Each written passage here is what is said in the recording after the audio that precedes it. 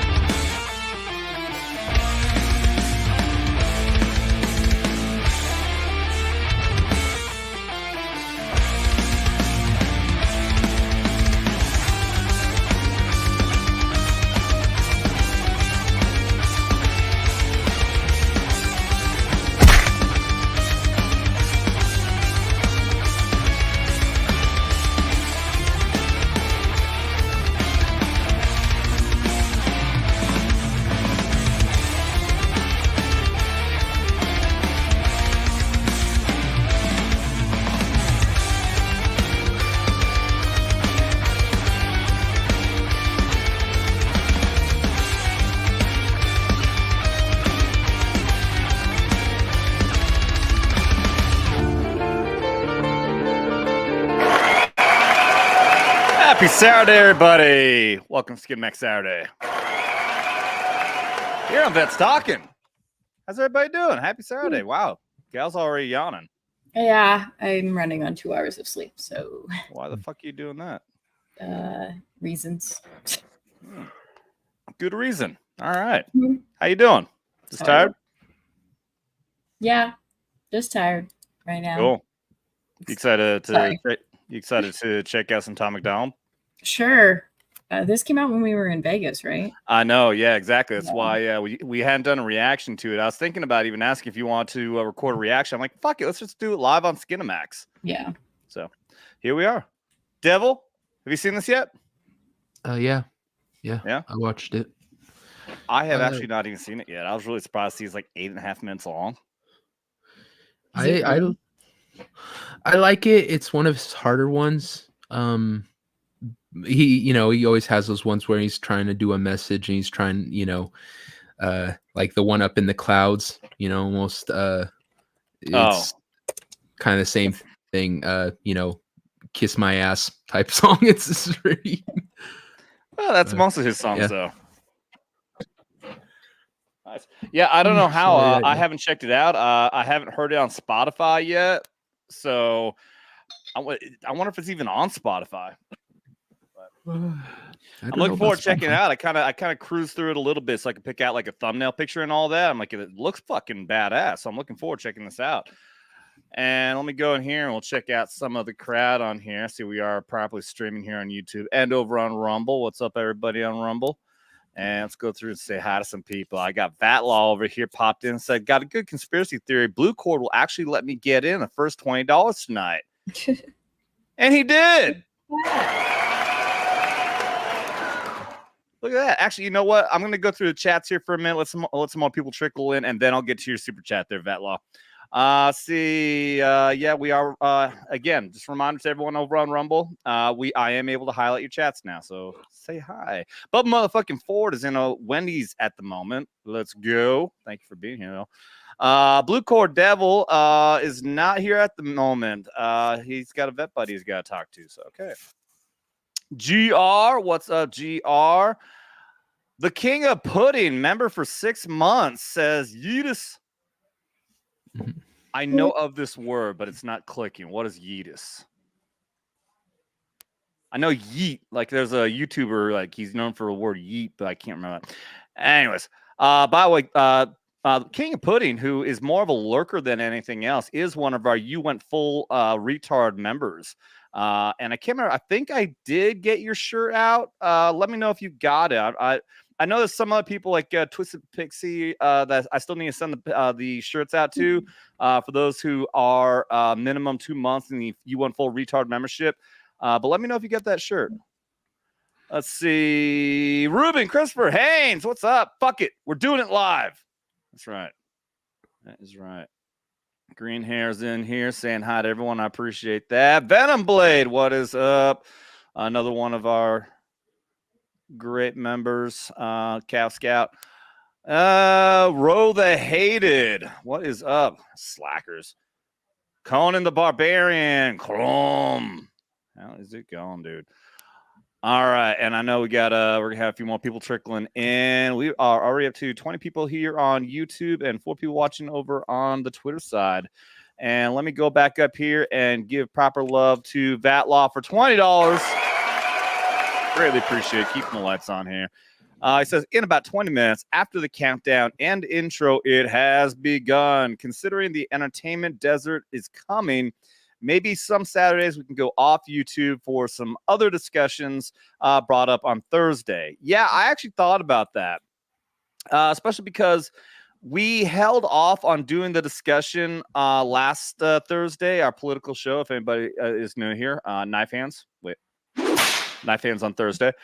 There's a topic I want to talk about, but I figured it deserved its entire own show, and that is there is evidence that and I mean it's not even a theory or anything, it's actually completely proven that the country of Qatar, it has been funding these universities for years, and Qatar is the major, I can't remember if it's their founder, but major funder of Hamas. And so the fact that all of these universities are suddenly, like as if there's someone organizing it, all these protests popping up at once, they're heavily organized and highly funded, supplies being brought in everywhere. It's not outside the realm of possibility to believe that Qatar is using asymmetric warfare to destroy our own country from within, using these fucking leftist dumbasses. And the fact that they've been influenced by their colleges and universities because of Qatar's major funding of these universities. So anyways, my point is I thought about bringing that up as a topic for tonight. I'm going to hold off, though. We'll do that next Thursday. And, yeah, maybe next coming up because, yeah, I thought that I had, like, no topics to talk about tonight. I'm like, yeah, fuck it. We'll do Tom McDonald and then look at a bunch of trailers because there's a bunch of movies coming out. Some okay looking, some look like absolute dog shit. We'll go over that. So that being said, Vatlaw starting things off right. Thank you, buddy. You deserve this. It has begun. Cheers to you, Vatlaw.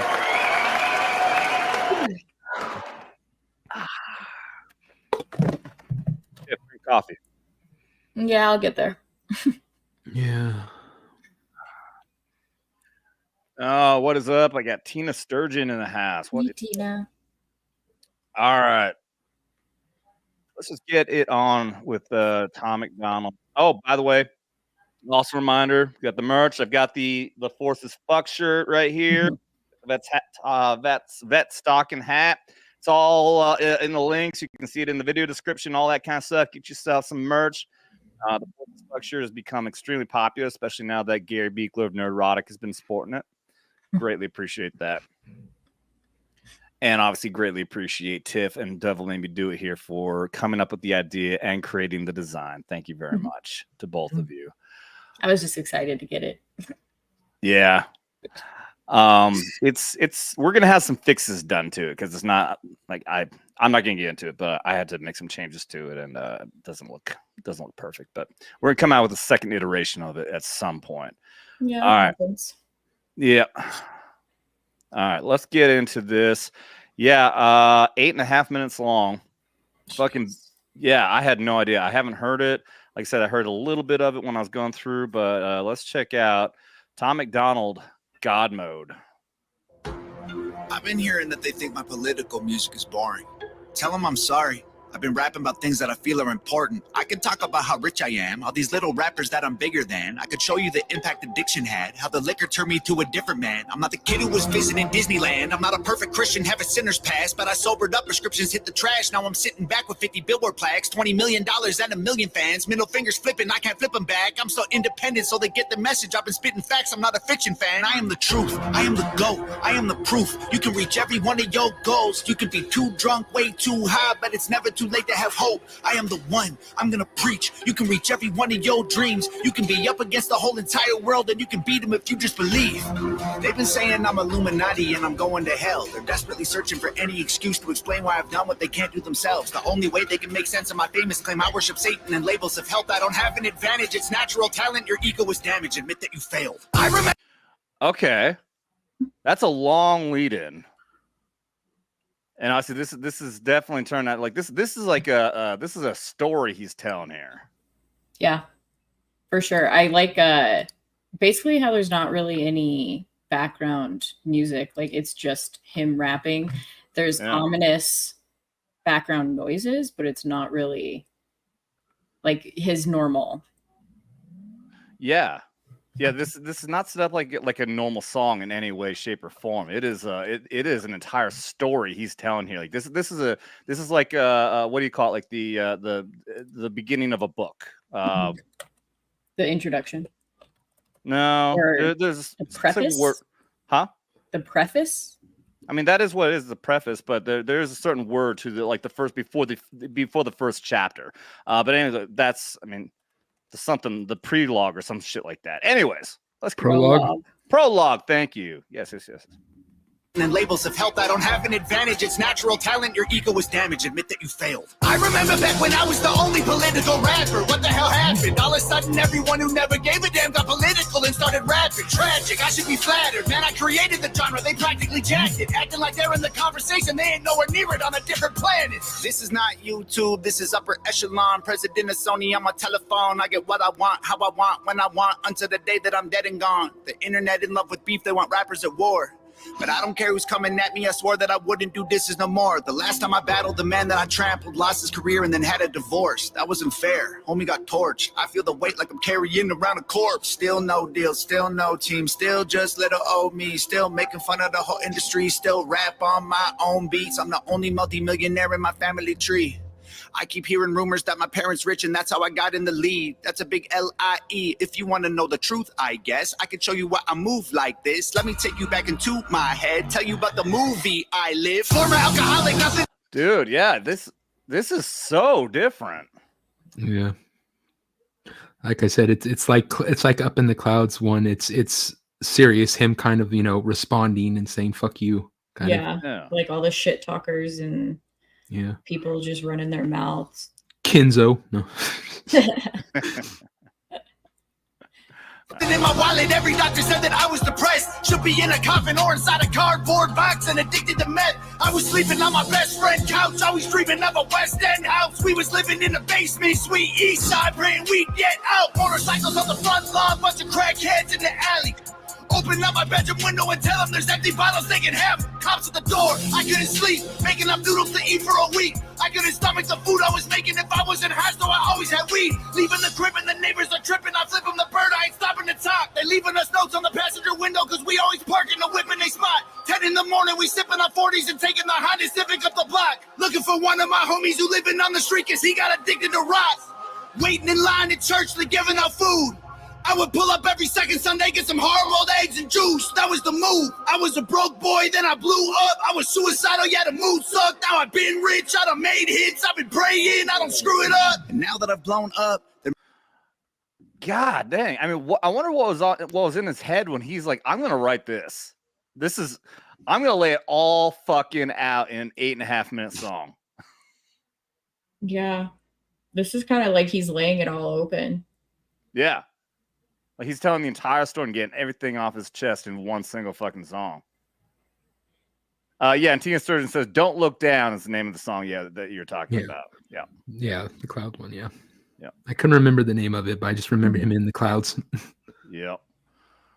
All right. They're mad that I've grown up. They missing my old stuff. They say my political music's all sounding the same and the flows suck. I'm never gonna be the old Tom or recapture the magic of old songs. I don't know, Tom. You the GOAT, Tom. Give me what I want or I will go, Tom. Shut up! I'm not the guy that you fell in love with back when I was young and dumb. Always getting drunk, taking hella drugs, living in the ghetto, no food for a month. Couldn't pay the power bill, the shower filled with towels, mold, and hella bugs. That was the old Tom. That was broke Tom. Stop saying you miss who I was. Now you can give me all the Gucci, give me all the Louis, give me everything I want at once. Give me Lamborghinis, give me all my flowers, give you everything I have just to be loved. Now they call me racist and they say I'm canceled, but I guarantee you that there will be blood. I ain't going nowhere, I ain't stopping nothing. I'ma really go there, I don't give a... I'm the best thing going right now, they can't mess with me. I've been up, I've been down, I climbed out my grave, I'll be great. Wait, before today and I'll be great till I decide to walk away. I'm the one you have to thank for. God dang. I mean, holy fuck, he's going next level. There was something in the lyrics earlier that I wanted to. I'm looking back at the lyrics. Which part? Which part? I gotta find it. It was just something he said.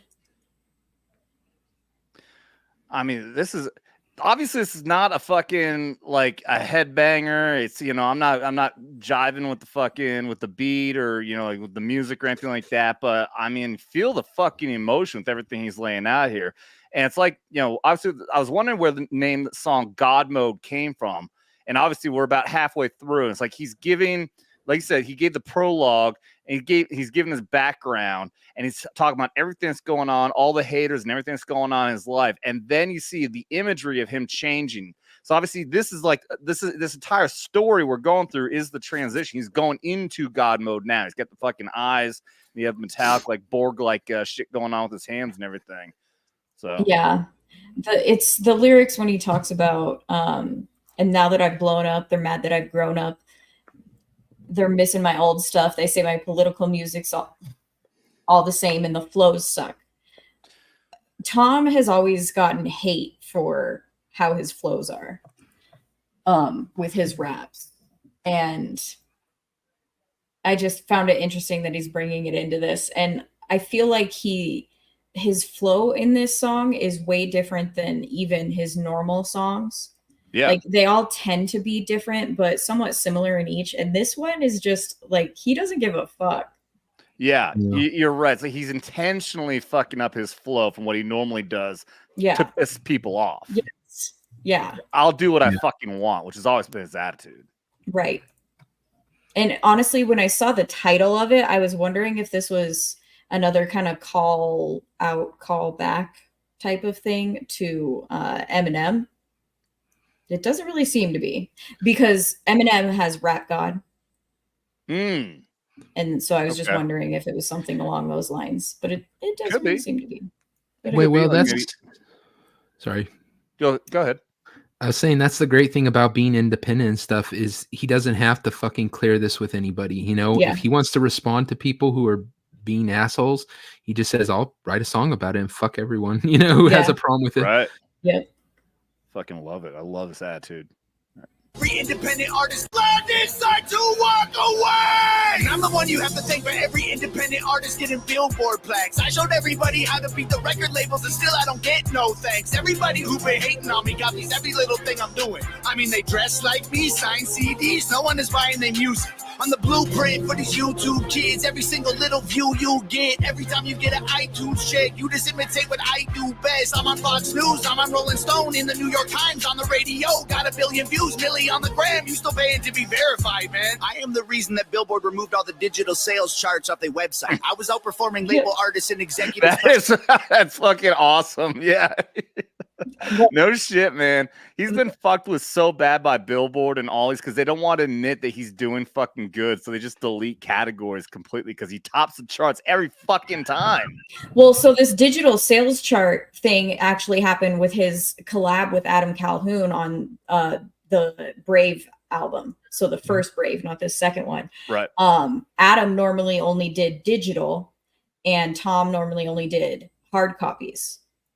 And so they figured out a way for this record to this album that they did together to do both. And then Billboard started fucking with them, saying that they needed all this back end information to prove that those digital sales were his.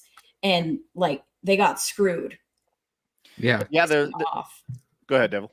Because he gave him full access. He said, I gave them access to my back end and showed them everything to prove it. And they still denied it even after he proved it. Yep. Yeah. Like they wouldn't even look.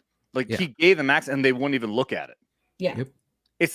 I mean, that's exactly, it reminds me of Sorry. Yeah. It reminds me of like the Hunter Biden thing with fucking Rudy Giuliani when they raided his house and they took everything but the Hunter Biden laptop. And he's like, here's the laptop. Take it. You can look at it. And they wouldn't look at it. Like, no, that's the one thing that'll prove that you're actually right. Yep. Crazy. All right, back over here. Billboard removed all the digital sales charts off their website. I was outperforming label artists and executives pressured them to hit the red light. Universal, Warner Music, Sony, CEOs wanted me dead, but they ain't never gonna really kill me. They just cancel the digital charts instead. Stop telling me that anyone else is bigger than I am.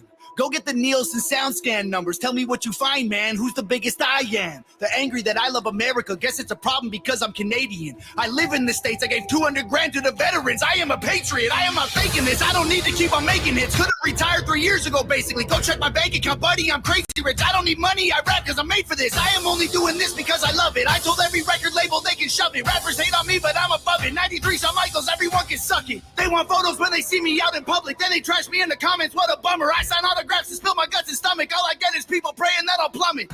I came a long way. Dreamt of this all day. I should have saw graves, but God saved. I want to go back to this. When he's talking about like the fact that he's a patriot, he's given all this support for veterans and everything else. I can't stand how many times I've seen comments on our videos of people trying to call him a grifter and even fucking calling us out, like, oh, you fucking fall for this, you fucking dumbass. He's just fucking grifting off of you, blah blah. Fucking prove it.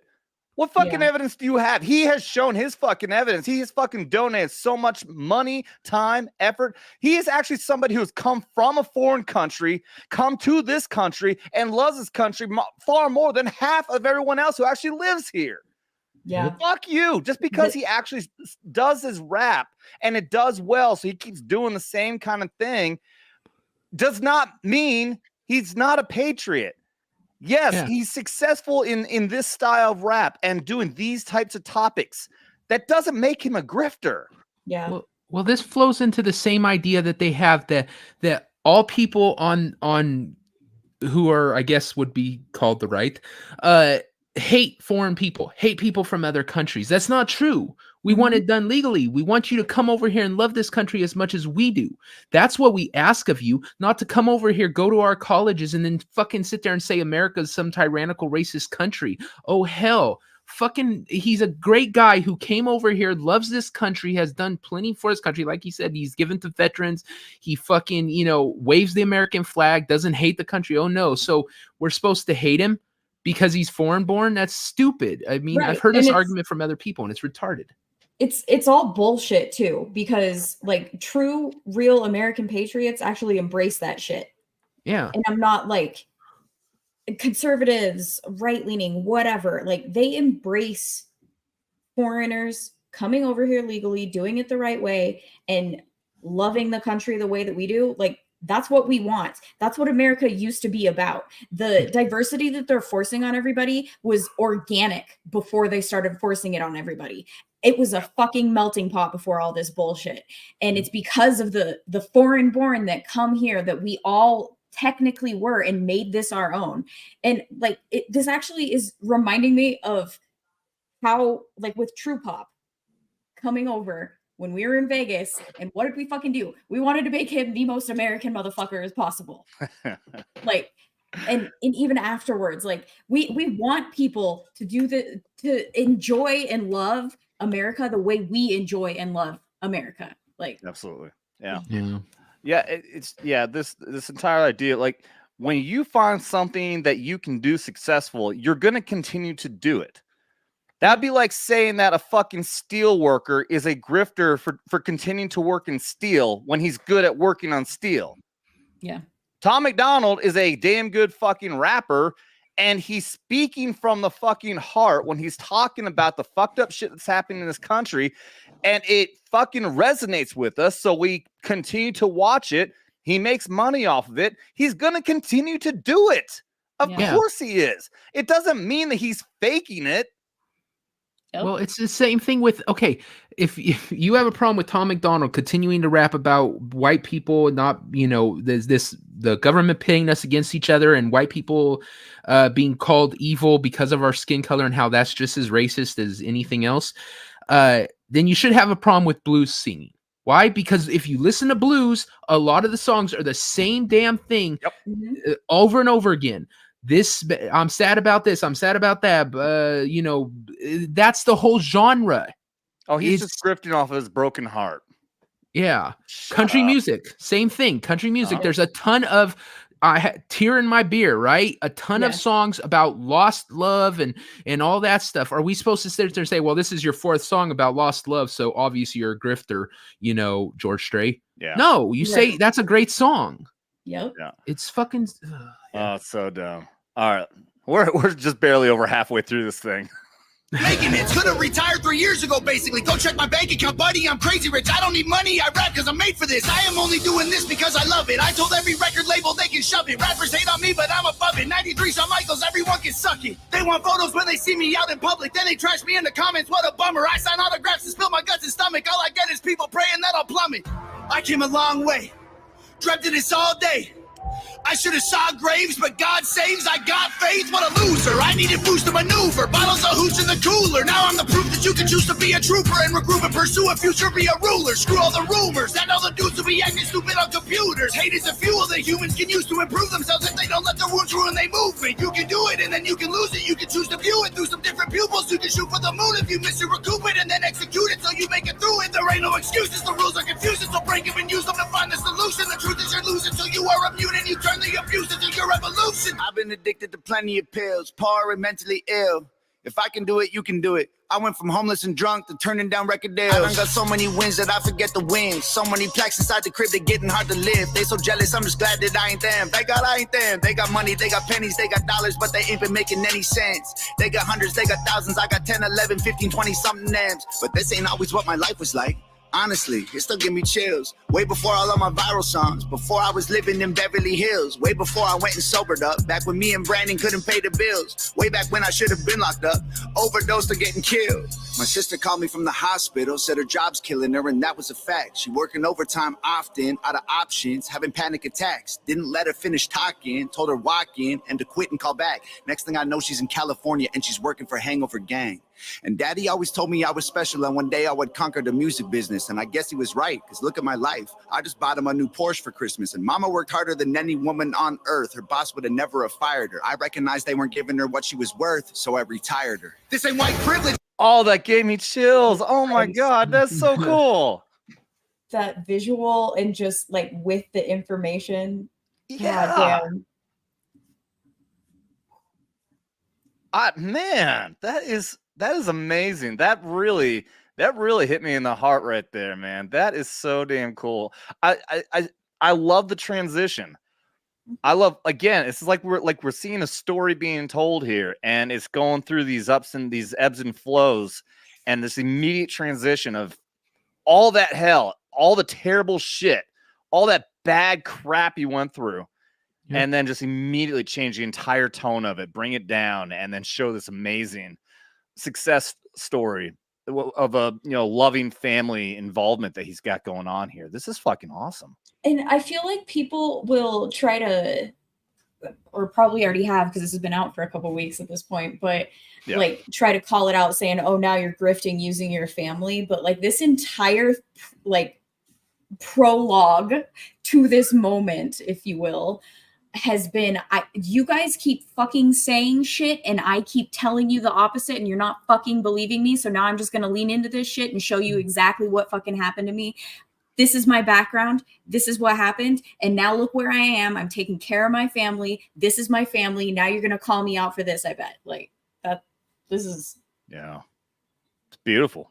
Yeah. Well, because people sometimes see not rappers, but singers and celebrities and stuff as this monolith, this one thing, this shallow just image that you see. He's a rapper who lives in LA, right? That's all he is to them.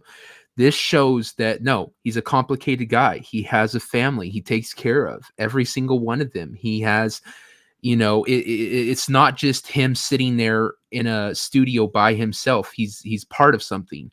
It's, like I said, shows a bigger image of him that people maybe don't know about, but also other people might not accept.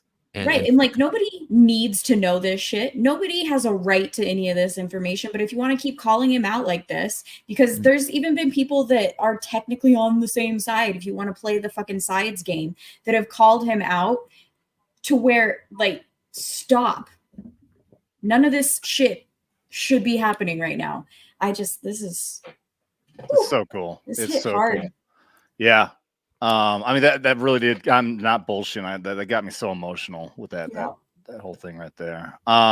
Big shout out to everyone who is chatting in here. I'll get to you guys here in a minute. I see the super chats and everything. Shout out to all 48 people watching over here on YouTube and more over on Rumble. If you're new here, please be sure to double tap that like and subscribe. It'd be greatly appreciated. Thank you for being here and checking out Vet Stalking. All right, let's keep going with this. I love this. Recognized they weren't giving her what she was worth, so I retired her. This ain't white privilege, this ain't trust fund, this ain't good luck, this ain't silver spoon, this is hard work, this is long nights, this is all me, this is what I do, this is palm trees and Ferraris and a calm breeze and a pretty view. If you don't believe I deserve it, then you never lived the life I did and you wouldn't make it through. I came out of city where I still don't get no respect. I moved away and I blew up and everyone else is still stuck in the town that I left. I'm not impressed, and they've been saying my video views are all fake, and I honestly hope it helps get them some rest. I'm worth like 30 million dollars, all you bums are living check to check. Now everybody is an enemy, they all jealous that I'm a celebrity. Well, screw them, screw the government, screw the record label, screw the mainstream. I'm in God mode, they in beast mode. We are not the same, we ain't equals, and I pray to God that you can deep throat. Got 11 inches for you weak hoes. Y'all cannot critique me, y'all ain't in my league still. All your hate completes me, I can't be killed. Y'all just wanna be me, maybe be chill. Leave them bleeding in a wheat field. All my missiles heat seek, you can beat me. Homie, keep still, I can tell that you don't eat meat. Ton of green beans, you a vegan when the beef's real. Everybody's saying I'm fake, but they're the ones who really faking though. And their songs all on YouTube, well, my song's on the radio. They claim they hate fame, but they change when they need streams. Then they say names and play games and take aim and hate on me. Wait, I got one more thing I gotta say. I don't need any more money. These days I just do it for all of my fans. I pray to God I inspire somebody or show someone who thinks they can't that they can. I'ma keep going till I'm in a coffin. I promise no stopping till I kick the can. To the day that they're dropping my box in the ground, it's Hangover Gang. Oh God, that's so cool. Play it till the end. You never know with Tom now. Yeah, you're right. That's not bad. Oh man, I had no idea what to expect with an 8.5-minute song. That was a roller coaster, and it was so fucking cool. Way to go, Tom. And I just love how, like, wait, I got one more thing I gotta say, and then he like goes into what's normally his, like he breaks down into his normal-ish flow that he has. Like, this entire song has been so different, and then the very last verse is to the fans, like an homage to the fans. Y'all know me, you're here with me, this is the Hangover Gang, like, type of mode. Like, yeah dude. One more thing I gotta say. I don't need any more money. These days I just do it for all of my fans. I pray to God I inspire somebody or show someone who thinks they can't that they can. I'm like, yeah, you're right. The entire thing was like you're saying, it was a story. There's such little focus on the tune. There's no necessity for a consistent beat. He want to tell the story, and then right at the end he goes back to his. Like, wait a minute. I gotta say something. Yeah. Because the whole time most of the song, he's speaking to one group, and then like you said, the end he's speaking to us. He's speaking to the fans. He's speaking to the people who matter to him as far as who got him here. And stuck with, like, holy crap. Yeah. Man, that was so fucking cool, man. Way to go, Tom McDonald. See what is up. We got a lot of Andy Pickles over on the Rumble side. Hey, Andy. What is up? He's talking with Mike Zion, who I think at one point I saw him pop in and said he's way too high for this. Yeah. And then he said he's a fellow ice Mexican. So he's from Canada too. I've never heard that term before. I was wondering what he meant by that. I've never heard of ice Mexican. I've heard it a couple of times. Yep. That's new. I probably heard it and just never knew what the fuck that meant. That's funny. Let me get back through. So I got a bunch of super chats popped in. Well, enough to definitely. I'm gonna have to listen to that again and again. Yeah, absolutely. Got to do some more analysis and really break all that down. Yeah. Blue Cord Devil with 20. Talking to Vat Law, who stole Blue Cord's ability to be first. Says Vatlaw, you're welcome to getting the first shot. Adam, pound this shot. Hangover Gang for life. Loved TGIS rap. What is that? Any ideas? Okay, sorry, Vatlaw, you're welcome. TGIS. I don't know what that stands Loved this for. rap. Oh, love this rap. Oh, yeah. It's all right. He was infantry, so he's forgiven. Just takes a Marine to translate. It takes a Marine. That's right. I don't know what the fuck you gotta think about that. Hey, help me, please. Keep it holy. Whoa! Oh. Yeah, that's right. You got him. You got him. Enough. Are you okay? Yes, okay, yes. I'll be right back. Hey, come No. here. I think he's out enough. Cheers to you, Blue Core. Thank you, buddy. For those of you who don't know, if you're new here, we do play the drinking game rules here. Any single $20 super chat, and we take shots, of which Blue Cord wants me to take many, apparently. Because he popped in with another 20 right after that. Get my sound effects here. Blue Cord for 20 said, all yours, Vatlaw. Hangover Game for life. I saw him. I did see the chat there, dude, that said apparently he wasn't able to see his super chats popping up. So I guess he popped in twice. I appreciate it. I'm sorry. I hope if it's okay that you didn't mean to drop in too, but I appreciate it, man. I will definitely happily taking a shot for you. We'll tase Dermy in the face for that. There you go. That's the stuff. I like the intensity. Eye of the tiger. Good. You're holding 50,000 volts, little man. Don't be afraid to ride the lightning. Stop! In the face! In the face! In the face. Thank you there, Blue Cord. We do have Dermy's gonna be popping in here in a little bit. We're gonna be talking about some controversy over the hard R. Apparently in a video game. Looking forward to talking about that. I briefly heard the story. What was the name of that game that was on? Stellar Blade. Oh, that was on Stellar Blade, the one everyone's thinking about playing right now. Yeah. Right? Yeah. Yep. Okay. Yeah, so I'm looking forward to that. I've also got a video of somebody who I guess damn near would have got their YouTube channel canceled because they didn't understand what hard R really meant. I'll show that here, man. Vatlaw for 5 says, I ain't a high roller, Blue Cord, but I try to pitch in where I can, tase Dermy, and drink. Well, thank you, buddy. We already did tase Dermy, but that's only the $20 worth taking shots and doing the tasing there. But hey, still appreciate it. Yeah. Oh, they got the end there. Just that one last random. Yeah. Yes, we are degenerate fucking veterans here, so that's why I subdue my liver to this stuff. Because we do have one more from Clinton House, gifting 5 Vet Soccer memberships. That's $25. That's why I said Clinton earlier, by the way, Devil. I'm too used to Clinton House. Sure. Just have no respect for Clifton. Poor Clifton. All right, let's teabag Dermy.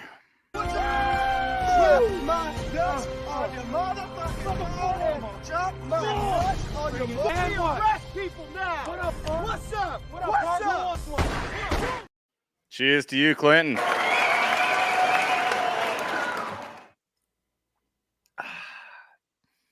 All right, we are caught up on those super chats. I appreciate the fuck out of all you guys. Everyone who donates what they can. Every little bit helps. Keeping the lights on around here. Let's see. I want to. Oh, yeah. I completely forgot about this. I was going to actually talk about this. The new trailer for the new Twister sequel dropped today. Or the other day. It's awful. I like the actor though, because isn't it the guy? That's not He's the being trailer. Yeah. Oh wait, that's right. This isn't the movie. This is fucking Nebraska the other day. Connected to all the storms that have been hitting here in the Midwest. That's fucking nuts, dude. I can't believe people actually go out want to fucking like drive into this shit. These storm chasers. I can actually. When I saw this video, I'm like, yeah, I understand why there's storm chasers because I see this and I'm like, this is cool as shit. Yeah, I mean, I gotta say that it would be super fucking cool to see this, but at the same time, oh yeah, it's I know I'm insane. Yeah, I think it'd be cool. I think it'd be cool if you took the proper precautions, but if you're driving towards a storm with just a regular car, like I said, those storms throw like a grain of freaking hay with enough velocity to go through your fucking car door and through you. Yeah. Yes. Oh, absolutely. Yeah. So I think in some ways it's irresponsible, but like some of them actually like get where they build their car specifically to do it. It can literally, it has like spikes on the side that can jam into the ground, hold the car down. The windows are like bulletproof glass, and those kind of people I respect. But if you're just one of those people that's like putting yourself in harm's way because you want to do it, I think it's kind of fucked up because it's the emergency people who have to go out and try to save your ass if you put yourself in a bad situation. I don't know why you're trying to hate on my dreams. Just kidding. If I was a storm chaser, I would be the. You don't have to. You don't have to work. You don't have to worry about shit. You're way too low to the ground. You never. I'll be right back.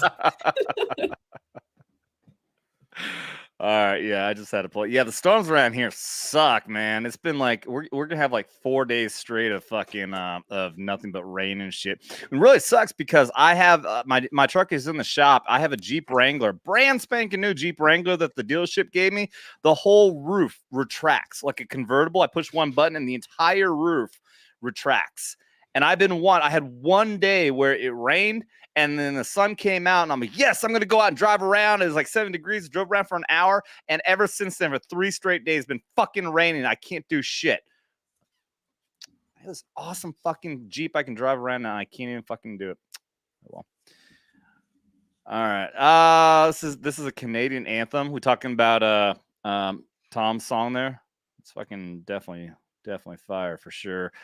Gal, the tornado yesterday derailed a train. No shit. Damn. Dude. I'm lucky. Like around here at Lake of the Ozarks, it's a very mountainous area. So, Missouri is known for tornadoes. Yeah. Joplin, obviously. Whenever you hear Joplin, you think of that tornado. And I talked to quite a few people who were there, like for the recovery, and had to see some horrendous shit from that Joplin thing. But at least here, this area that I'm in, like all the fucking tornado shit gets disrupted by this fucking hilly area here. People call it the lake effect. I'm like, it's just hills, dude. Tornadoes don't like going through hills. So. Tornado yesterday. Toronto? Are you saying Toronto or tornado? He's saying tornado. Yeah. I'm not saying not to respect Mother Nature here, everybody. Oh, of course. Yeah. Got it. Yeah. But at the same time, like Mother Nature is insane and fascinating. Yeah. It is. It is. Yeah. So. I 100% agree. I mean, I've been through some. Yeah, just insane fucking weather. I'll say, okay, war story. In 2003, during the invasion, I was on a fob, this place called Dibus. And when you're on, it's a very flat area. And obviously, Iraq is not known for, storms very often, but it was monsoon season up in the north. And I was up on our guard tower on this fob called guard tower. It's just the top of this fucking roof of this house that we confiscated. I could see, like, we were right in the middle of the storm. Like, there was nothing hitting me, but all around me, it's like a 360-degree view of lightning going on all fucking around me. Yeah.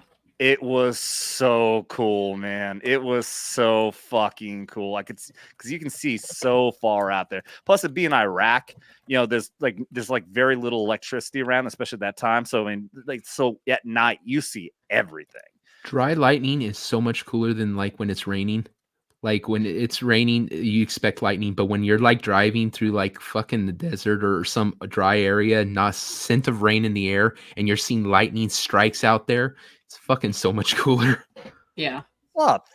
Thunder? What do they call it? Thunder. When there's lightning for a snowstorm. Oh, I've never seen that. That's yeah. When I lived in Vermont, in the wintertime. One time, and there's a name for it, like thunder snow, I think, something like that. But that was fucking nuts. Like lightning in a fucking snowstorm. Like, how in the actual fuck does that happen? Anyways, which atom read as tornado? That law is just clarifying that he nope, was giving Blue Court shit. Yeah. Okay, so yeah, they're talking to each other. Okay, gotcha. Yeah. And Mike, I'm gonna give you an excuse here because you're high and you're saying weird shit over there. Your Jeep is gay. Thunder snow. Thunder snow. Yeah. Thank you. You're welcome. Pretty fucking cool. It's not my Jeep, dude. All right. Okay. You just want to make fun. All right. I'm driving around a fucking Jeep where the whole fucking roof fucking retracts. Call me stupid. I don't care what fucking vehicle it is. If I had the whole roof retracting on it, that's fucking cool to drive around in. All right. Dude, it's a new generation. It's completely cool to be a lesbian, dude. Right? Don't feel shame. Why are you gay? All right. That's fair. Oh God! Oh, remind me, by the way, if I do glitch out, my brain shuts down on me. I do have a sound effect for that now. Are you copying? Oh, you can't, and you can't hear it because I didn't set up the destination. Fuck! I was gonna say I don't hear shit. I do that every fucking time. Yeah, I do that so often. You have to set the destination for the fucking sound effect to go through. Oh. Okay, wait. You just saw it happen on his face. Like he didn't even have to say anything. The realization, like you could tell that he was clicking the button, and then he realized, and then he said, "Oh fuck, I forgot that." Like, yep, brain shut down. Well done. Yeah. You heard that time, right? Yeah, we heard that. I debated on saying no, but decided to be nice. You could have fucked with me. Yeah. I would have been sitting here like, okay, what the fuck did I do wrong? Shit. Missed opportunities. I'm too tired to catch it. Like earlier, Gal said I had a pussy, and I fucking just was like, oh shit, what do I say to that? Yeah, I was being kind of mean to him. Yeah, she was being real mean. Mean. Well, he was kind of being a woman, so. Well, I also get turned on when she's mean to me, so. Jesus. Did I smell toast? Yeah. No, that's how Biden wakes up every morning. All right, play the song. Okay, you got a link for it. I got a lot of stuff I want to go through here. Let me take a look at it. What it is? You do it. Mike is talking mad shit over here on the fucking Rumble side. Damn, dude. I don't have a pussy. You have a pussy. Let me look at. Tiff, can you look at that link that he dropped and see what it is that he's wanting us to play?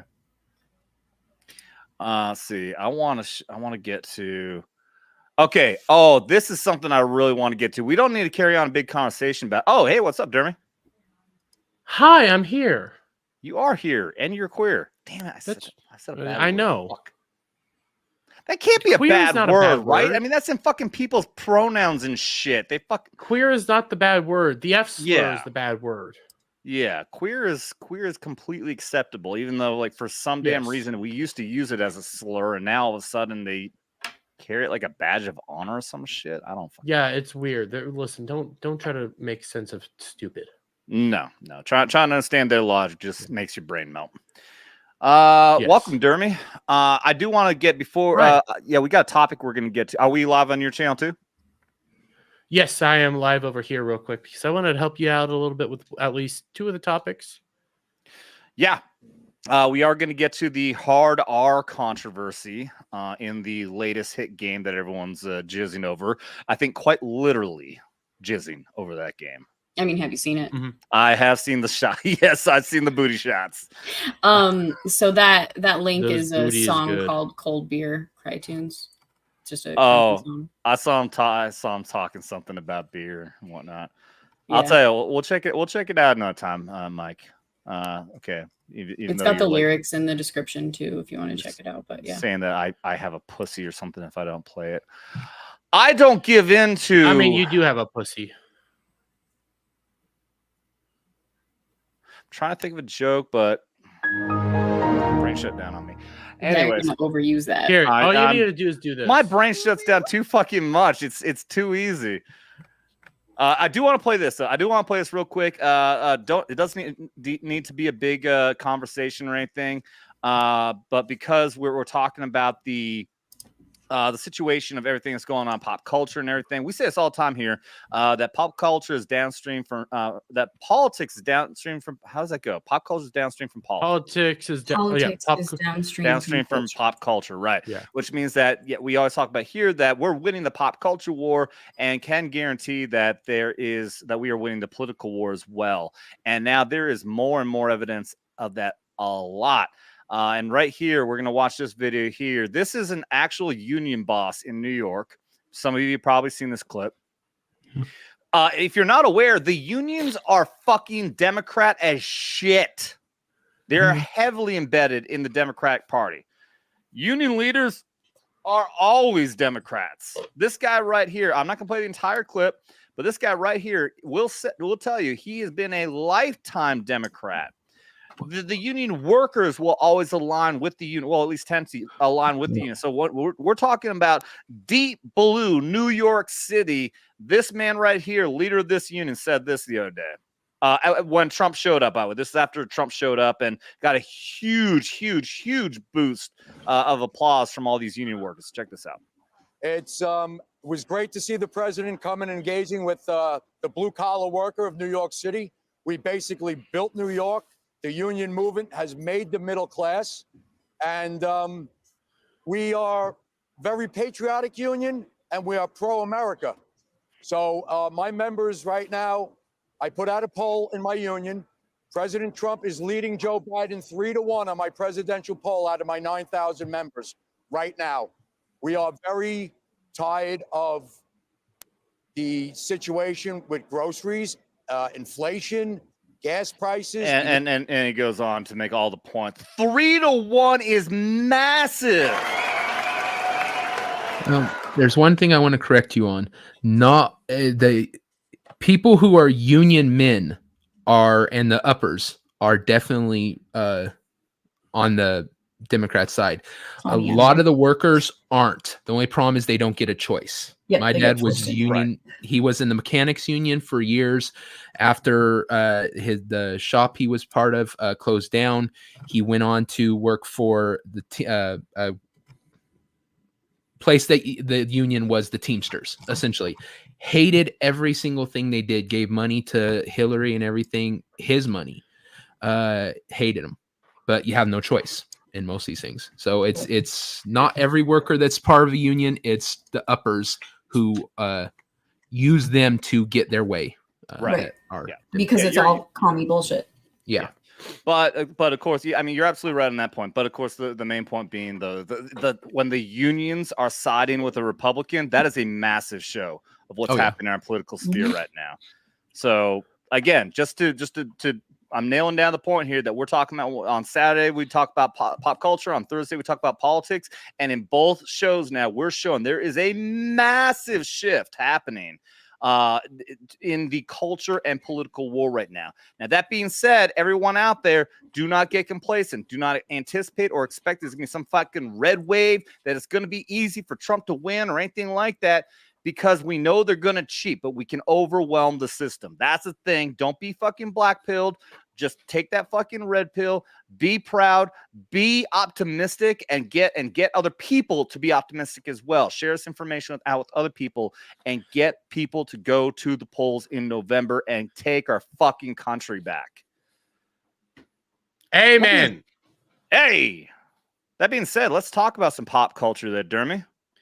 Yes, let's talk about some pop culture. What the fuck just happened? My game just crashed. Motherfucker. Well, anyways, okay, here, let me at least hop up here as I try to fix that. Yes, in pop culture news, we have actually some interesting stuff going on. Melee, booty game.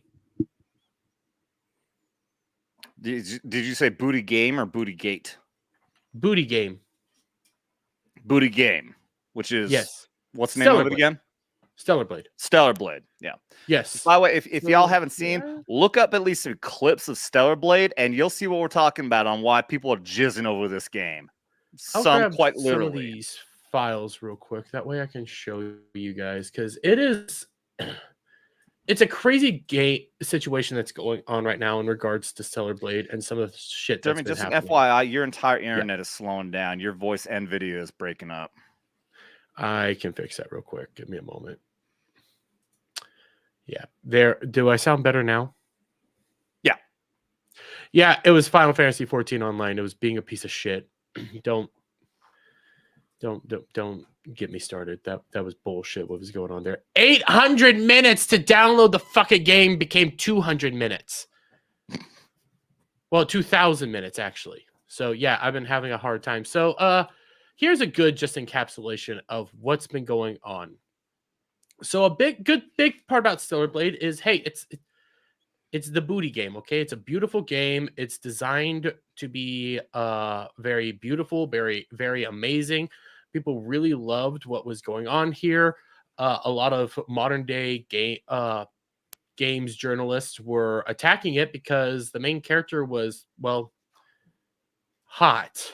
I'll just pull this up hot to booty. show you all here, and I'm going to do it on my end too. That way my audience can see how beautiful and Just attractive our main you need character to is. appreciate the art.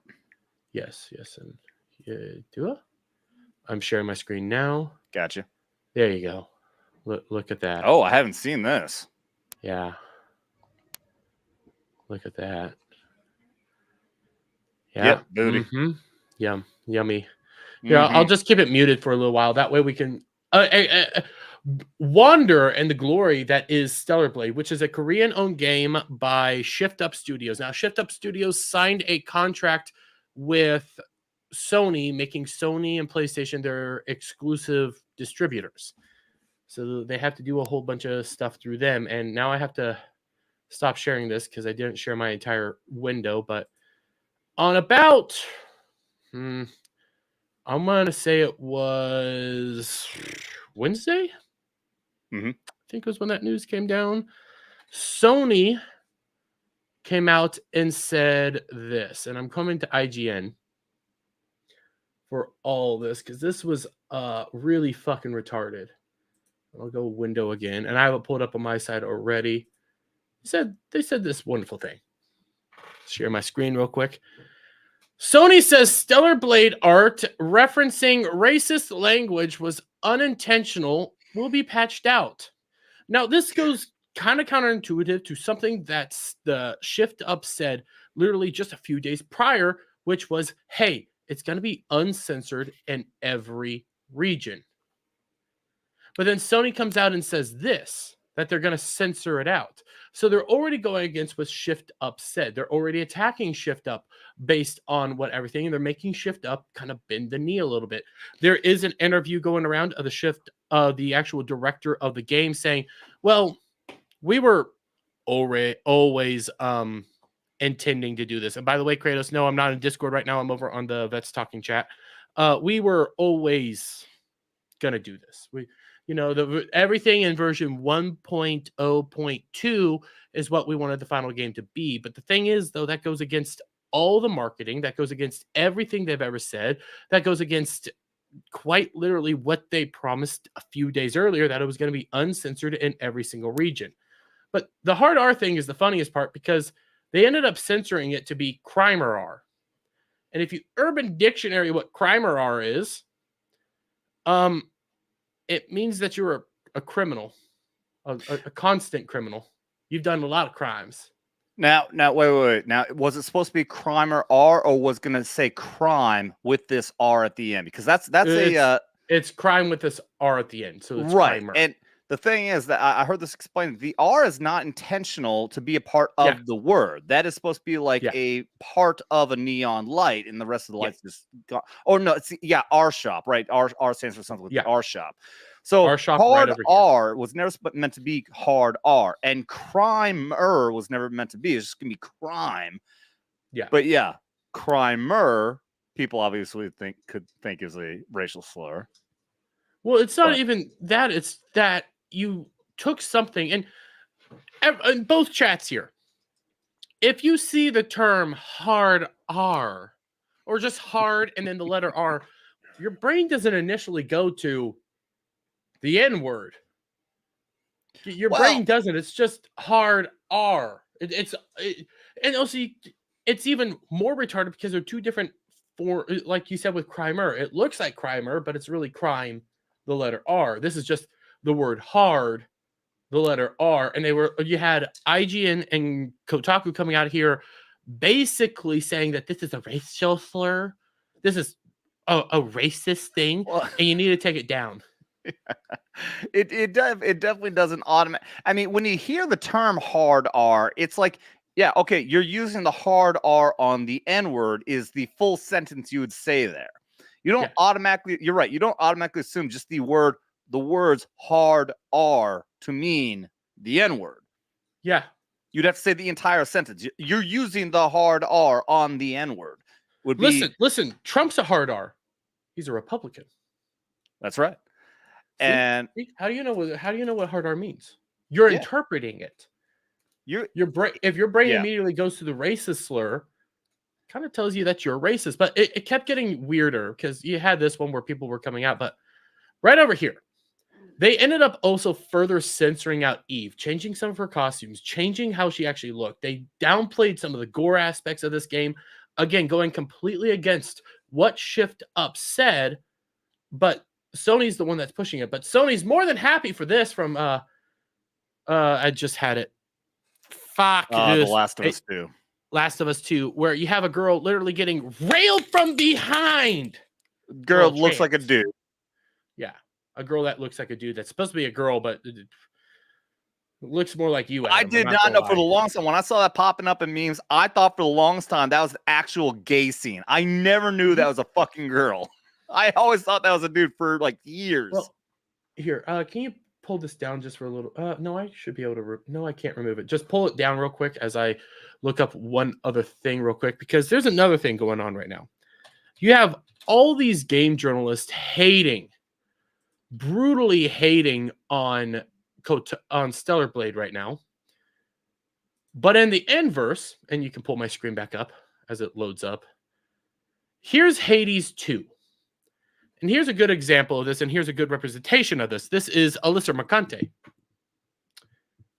who's also she in the past has said this in regards to Stellar Blade 2. They want their women to be virtually silent, overly sexualized dolls in video games that they can jerk off to without having to wash their ass or clip their nails or show even a single attractive quality. Damn. And then here's her response to Hades 2. Mommy, sorry. And here's more context to all this as it loads. Also, Hades doesn't animate these characters, so it's like you're encountering carved or painted versions of them because they are Greek gods. There's no excessive jiggle or a chance to oogle breathing animations. It's a static, ancient kind of hot. There's power there. Also, everyone in Hades is hot. It's got everything from twinks, bears, adami mommies, scary daddies. I don't even know what the fuck this one is. Badakashi Dabo babes, weird little guys, feral girls, cursed cunts, sexy theys, brooding boys. She's over here basically rubbing her nasty bits. Okay, it's something I never want to imagine her actually doing, even though she's a cam whore. To this, which is more revealing. Entire thing, such a weird, creepy voice. Thank you very much for that. Oh, you're welcome. You're wonderful. Hey, it's Alyssa Mercante. I have to do it. But she's rubbing her nasty bits to this. But this is bad. They freaked out over this. Right. They ran a censorship campaign forcing Sony to come out here and start censoring it and convincing Shift Up that, hey, you need to censor all this. You need to get rid of all this.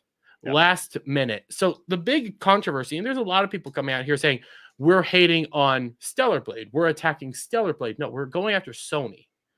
Sony's the one that pushed all this. Sony's the one that did all this. You have Eve here. She's an embodiment of pure woman goodness. Booty goodness. And, yes. not just booby goodness, but she's actually a strong female character. She's the main lead. She's attractive, and people want to play as her. People are enjoying this. Yeah, an actual strong female character, as opposed to being strong because she is a female. Yes. No, she's just strong, right? Yeah. She's just strong. She's capable. It's a Souls style game, so that means it's inherently hard to do. And as you went on, people were getting more and more hyped. People were more and more interested. Is the game good or bad? I don't know. It's a PS5 exclusive. I still want to buy a physical copy because that's one of the things people have been noticing. If you buy the game, you don't do like forced updates or automatic updates. It is still the game they promised and they showed via advertisements. It's the latest 2 patches that censored everything out. Even the gore itself, the trailers were showing it to be pretty damn gory. I mean, it's a sexy thing doing like this, doing gory shit. Oh. Then they're downplaying it all. They changed her costumes. They're censoring shit out, which is becoming inherently awful that a company's forcing another company to do this in a predatory manner as well. Isn't it? I mean, I think I saw a controversy. I think I saw at least when people were talking about this, that they saw that people were saying like that when they made this game, they failed to get a DEI advisor or something like that. Because I mean, it was like Sweet Baby Inc. is one of those ones that like they're an advisor to help in the production games, but all they're really doing is advising on diversity, equity, and inclusion. All they really fucking do, right? Take down my thing real quick because I did see somebody that said that via Grums, but I don't know if it's if I have it bookmarked or not, because there was somebody that literally said that the game would not have the hard R controversy if they did go through Sweet Baby Inc. If they would have bowed down to an advisor who would have told them to put this diversity bullshit into the game. Yep. If they bowed down before this person, they changed everything for that person, they would have been in a better position. And I don't think I have it saved.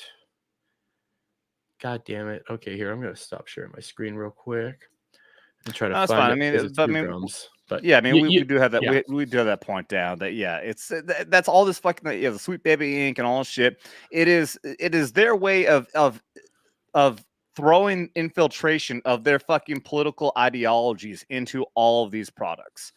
That's all they're fucking doing. You know, they're trying to claim like it's supposed to help. No, it's supposed to just control. It is their way of controlling fucking everything, every aspect of our fucking lives with this diversity, equity, and inclusion bullshit. Here, I'll show you guys this, and I'm showing it to my screen right now. And it's no surprise that this game is actually something that people want to play.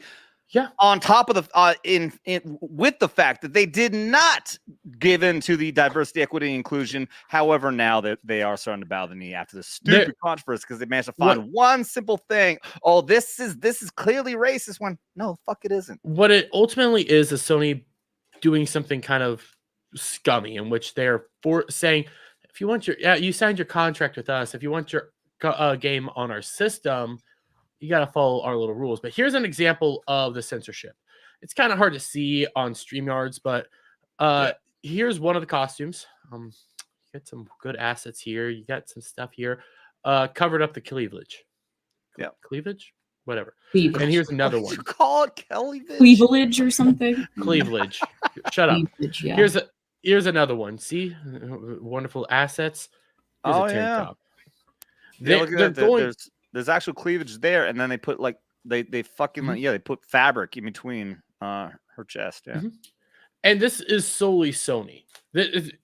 For those of you that don't know, on over on Adam's side, over on my side, these companies do this all the time. It's same for when you have an app or Twitter or something. They get forced to do some censorship. Some of them are more, or they'll say they're forced, but like Facebook, he's more than willing to go along with it. The Mark Zuckerberg.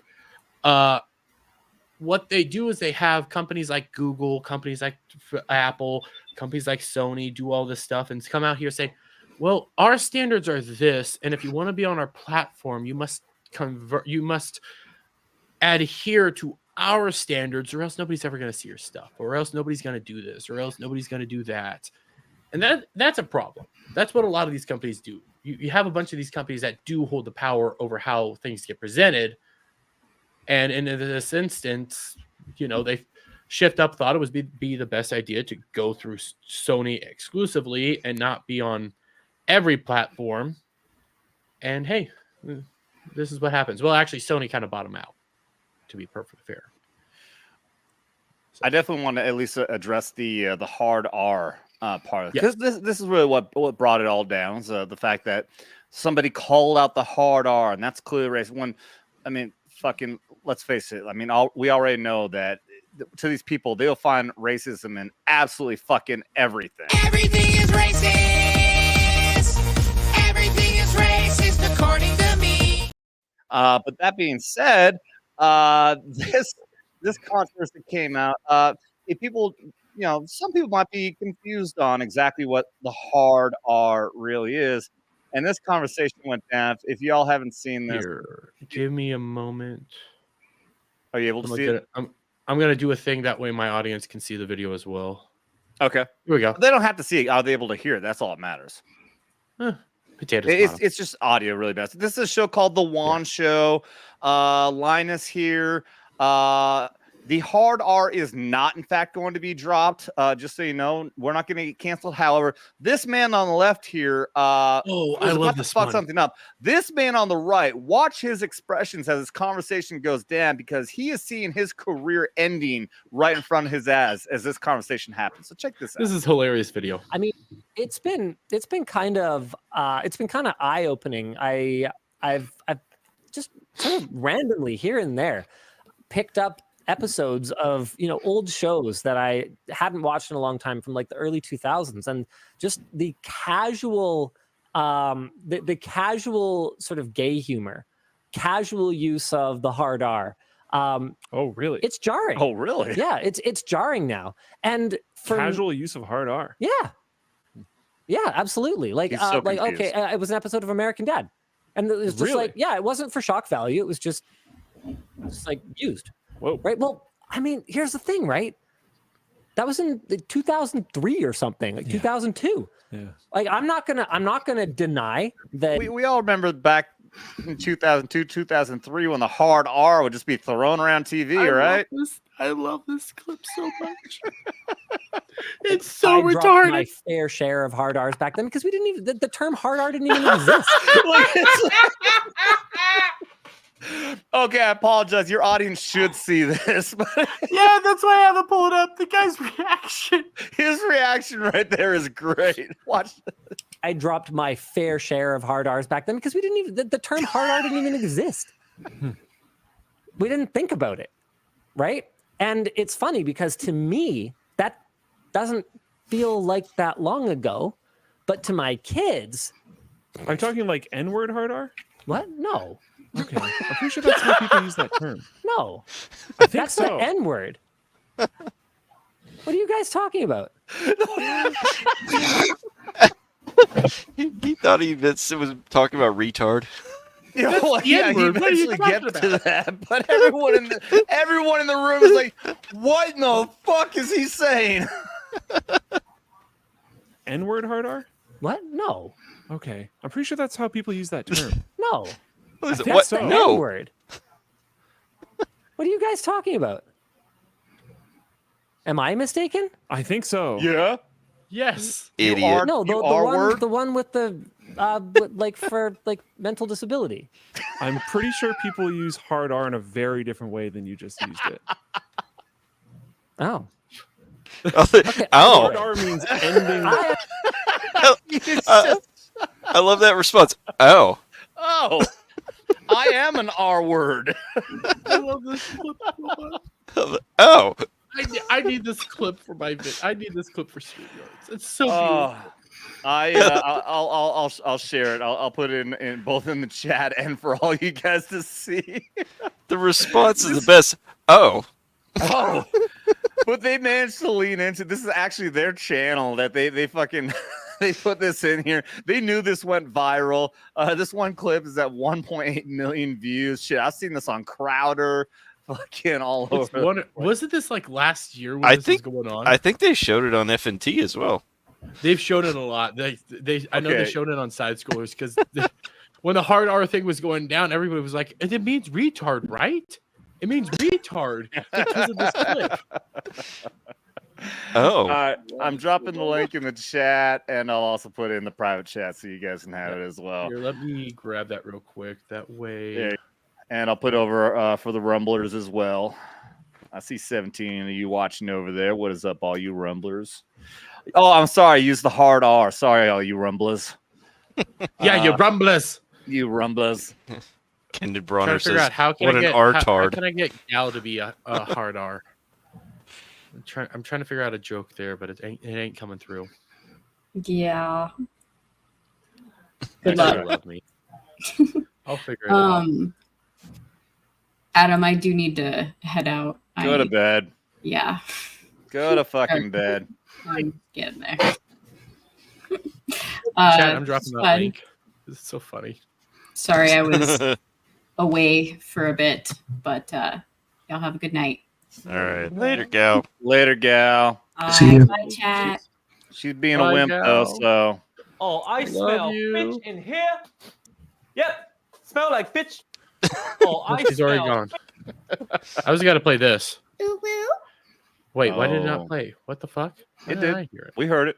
We heard it. Oh, that's why it's turned off on my end, and my chat doesn't even hear my sound effect right now. You know what? You know what? It's a good sound effect. We should play it again. That was her, Yeah. wasn't it, from the other night? Yeah, Adam, I'm gonna take off too. I'm tired. All right. So when I show Later. up, everybody Oh, I leaves. smell bitch in here. No, Yeah. when I show And up, there no you one go. leaves. Yeah, you know what? It is true. When Alf shows up, everybody leaves. Now, if you don't mind, I need to figure out what the hell happened to freaking New Vegas because it literally crashed in the opening. Oh, you playing New Vegas? Yeah, and I'm already having some complaints about it because it doesn't have window mode. Yeah, I've heard Fallout 3 and New Vegas have issues on modern operating systems. I guess I'm glad I didn't bother trying to stream me playing that game. It is so hard. We talked about this because I started playing because of the Fallout TV show, which isn't the best. We talked about this last night too, but it got me motivated to play the game. But I can't. I'm so addicted to Helldivers, though. Yeah, Holy Helldivers fuck. I is mean, great. Helldivers is awesome. I'm not gonna Oh, lie. so good. That Helldivers Ron is a great. That is the perfect example of how you do a live, game like that. The way they update it and the way they introduce new stuff, and it seems like it's organic to the universe. It's great. It crashed again. All right. Well, while you figured that out, I do want to play this clip, and I do want to have a conversation about this because on FNT last night, Friday, last night on FNT, they had a good conversation talking about how Hollywood is collapsing, how YouTube has jumped up massively in revenue. Hey, why don't you start passing more of that revenue there on to your creators who are making you that money instead of taking 30% from us, you fucking... I was going to say I love you, YouTube. I don't have to fuck you, YouTube. Fuck YouTube. Yeah. But so the conversation went down. We can have it. I'd like to have a conversation about what they're talking about on here because it's a very valid conversation. But as well, they did give a shout out to somebody. YouTube, like you just said, we're all watching more YouTube than TV, and I think that you can extrapolate that onto all audiences. That's why we're seeing the movie industry die. That's why we're seeing all of these things die, because people have just found better content, and we're all producing it. Not just us specifically. It's the royal we, people the are chat, making it. people in the chat. And it's like We Are Legion. Just I mean, that's a spending bad. I guess it's a You're bad spending your time analogy, wisely. but it's We Are Legion, and it's the culture casinos out there, or Vets Talking, or anybody. Don't give Culture Fucking Casino a shout I'm out. giving that Tallahassee lawyer-looking motherfucker a shout out. Okay, Tallahassee he looks lawyer. like fucking Sasquatch. I like that Tallahassee lawyer. Yeah, when we're playing Helldivers last night, yeah, somebody was it Dermy? Was it you who chimed in on that? Yeah, that's when I told it. Yeah, was either Dermy. Helldivers or No, yeah, it's when we're playing Helldivers that you told me that Gary called. And when he said that, my thought was, okay, well, somebody must have put a super chat in or something and talking about like, hey, I don't know. I thought it'd be something completely innocuous that all of a sudden my channel's name would get thrown out. But the fact that Gary is going through his Rolodex, although it be quite a broken Rolodex there in his drugged out brain, to be thinking about YouTubers that me and Culture Casino are the first two that popped in his head. I mean, believe me, I'm gonna keep myself very humble on that. I'm not gonna fucking keep on going on about like you joked about. I know it was a joke, Dermy, the other night, but yeah, I watched it today and I couldn't fucking believe it. Thank you, Gary. Thank you. Dude, I hate that I missed the Helldiver stream yesterday. I watched a little bit of it at the beginning. You guys looked like you were having fun. Oh, with Beardo's fucking great, dude. That dude really knows how to make for a good, entertaining fucking game stream. So he invited me on to play with him for the very first time a few nights ago, and he was. His excuse was, I'm joking when I say, oh, he's making an excuse, but he was hanging out with a friend. He showed up late back to his place. He set up the stream and everything, but he had yet to get me and Project Egg Roll invited to the Discord and everything else. And we're all sitting there like, I'm like I said this on the show too. I'm like, I know I'm a fucking boomer. What am I doing wrong here? Why am I not seeing the invite? I must be the one fucking this up. To be honest, I've never actually watched. Well, I've never watched all the way through one of Beardo's game streams. I popped in like mid-game a couple of times, but he does this really entertaining thing where he's like in a bat cave, like he's got a full green screen and he's standing there. He's being all dramatic, and eventually he transitions over to the chair. But in there, he says, "We've got Adam Vetts talking. We've got Project Egg Roll. We've got Joe Rosie," and then he goes, "What's that, Alfred?" Oh. Project Egg Roll, Phil, and Adam are waiting on me. Oh, they didn't even get the invites yet? Fuck! And he walks off screen and comes back and he's like, apparently I fucked up, everybody. This is going to take longer than I thought because I have to send out the invites to everyone and get everything set up. Motherfucker. And he just goes trouncing off. Like, and he's not talking to anybody. There is no Alfred there.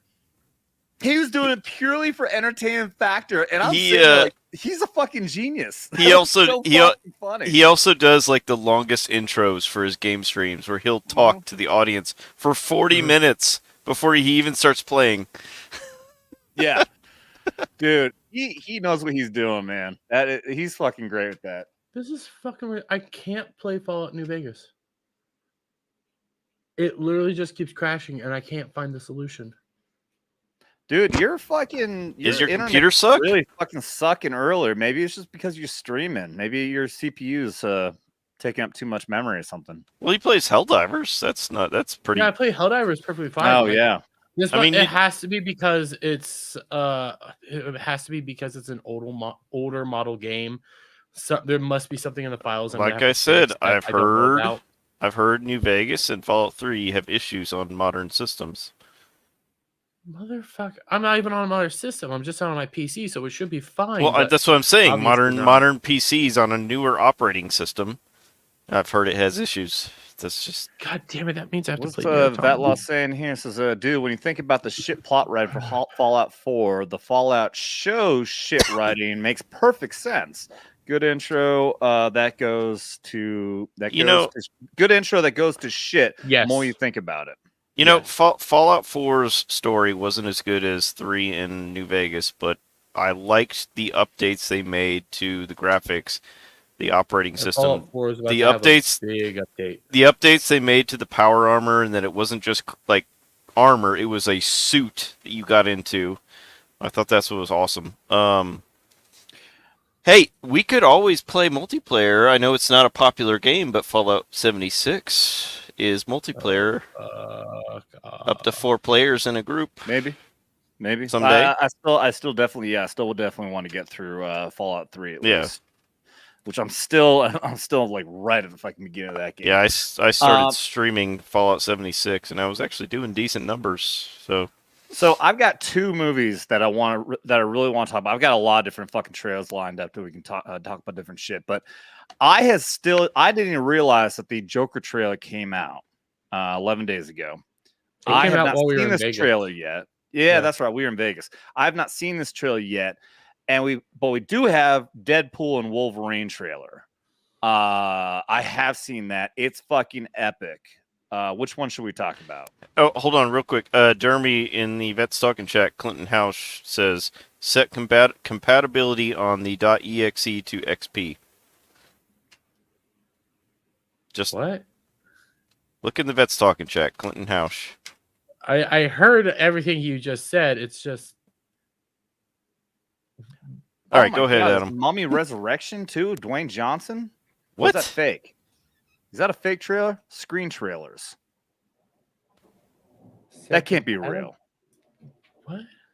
No, that looks fake. It's one of those fake trailers. Never mind. Vatlaw says, Force plot fucking sucked after the initial intro. I got you. The more you think about the show's plot, the worse it gets. But the episode in vacuum, okay, pretty good. Dermy's a boomer. Yep, that's right.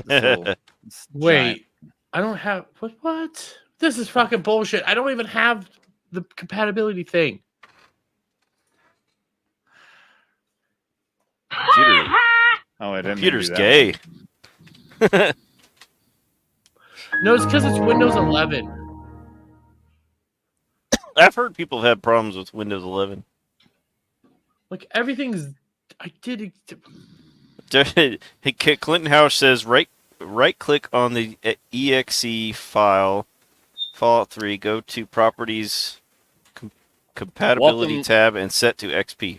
Welcome to the Geek Squad stream. Oh my God! What? Blue Cord, you're getting a big pour here, buddy. Stay calm and stay armed. I looked up at the screen as I was pouring my shot, and I poured a perfect fucking level shot. Holy crap! That's not even a half shot. That's a whole shot. No, that is an all the way to. I looked down just in time before it spilled over. So Blue Cord got like 2 shots out of that. I'm gonna take half of this, Blue Cord. I'm not taking this full fucking thing. As much as I appreciate you, I appreciate you, but I'm sure you guys all understand why I only take half shots and not full shots. But he is taking off. Blue Cord Devil, thank you very much for $20. Says peace and prayers, Adam and everyone else. Watch 6. Stay calm and stay Clinton, armed. can you come over to the Dermy Wermy side real quick? Because I literally don't have what you're saying I'm supposed to have. All right, let's get tech support over there. Yeah, I need an Indian, polka dot Indian, not drunkard Indian. the people from the country that's owned by Microsoft. Not the woo kind. Yep, exactly. All right. Well, because you're I don't know how to transition to this. Just because you're having such a problem, we're also going to hit you in the nuts at the same time. I don't give a shit. Come on now.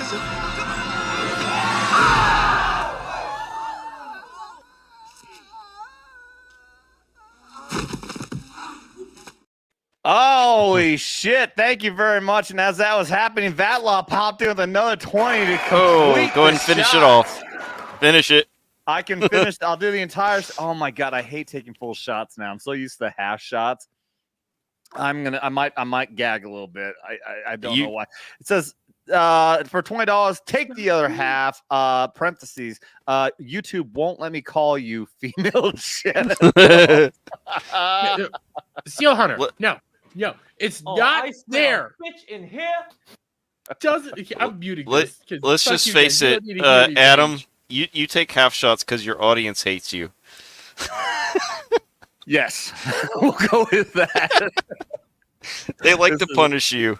I don't have an audio for female genitals, but Oh yeah, the bitch. well, you can call me that.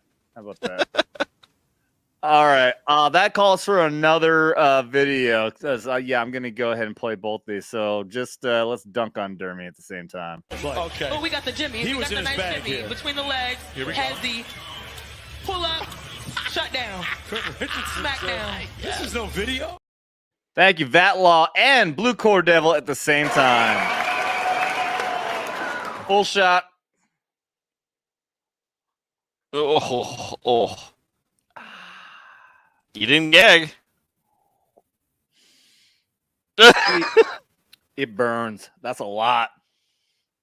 Yeah, a regular full shot is to 1 ounce. I mean, so that's the line down here. Yeah, you had more than a shot. That is, a full shot glass is not 1 ounce. That is, I mean, I'd say that's a whole lot more, but woo, that is not easy going down. That's what she said. Giggity. Giggity. Thank you very much, both of you. How much does Blue Cord donate overall? You mean over the lifetime of this channel since he came here? Hundreds of dollars. Pretty sure he's keeping the thousands. Lights on. He's keeping the lights on. Thousands of dollars. I mean, he dropped a 500 one night. Yeah, so I appreciate the absolute fuck out of Blue Cord Devil, which is why, when he'll be out here at some point, he's going to come out here and visit Lake of the Ozarks, and you better believe that man is going to get that dude's going to get some shots in return. He definitely deserves go out on the boat and take him boat bar hopping, and he's and my buddy Scotty out here is going to take him out to the range, go get some pew pew time on some fun guns. And he definitely deserves that. Absolutely. Let's see. I gotta play the Joker trailer because I haven't seen this yet. So let's check out the new Joker. one. Yeah. Folie à deux. Let's do it. It helps if I share that page. Let's do this. Clickety click. All right. I haven't seen this trailer yet. Came out 11 days ago while I was in Vegas. Let's check out Joker Part 2, or Folie à deux. Unlike you, no one knows who I am out there. I'm nobody. Hey. I haven't done anything with my life like you have. But what you did that night on the Murray show, it changed everything. Always remember, that's... Gotham City was never the same after that night. Arkham Asylum is meant to be a safe haven, Arthur. A place to heal.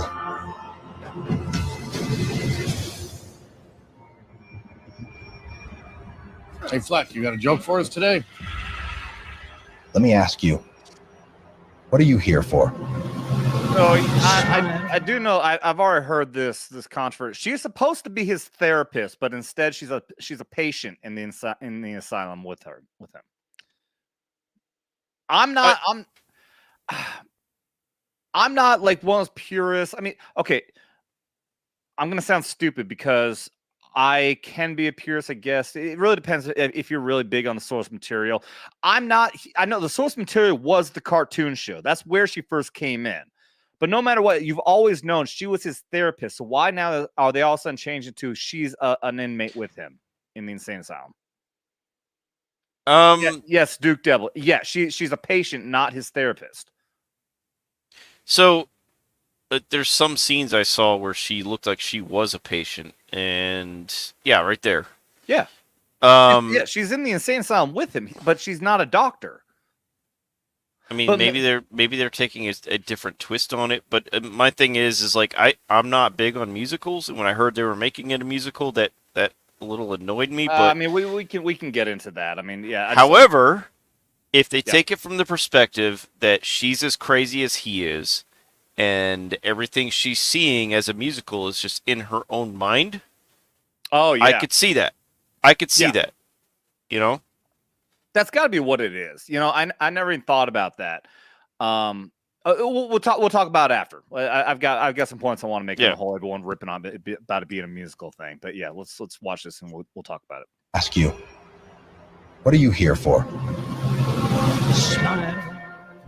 So you're heart is aching. Smile, even though it's breaking. When there are clouds in the sky, you'll get by if you smile. I can't get over how much I keep on seeing her and thinking that she looks like Scarlett Johansson, especially from Iron Man. I don't think she looks as good as Scarlett.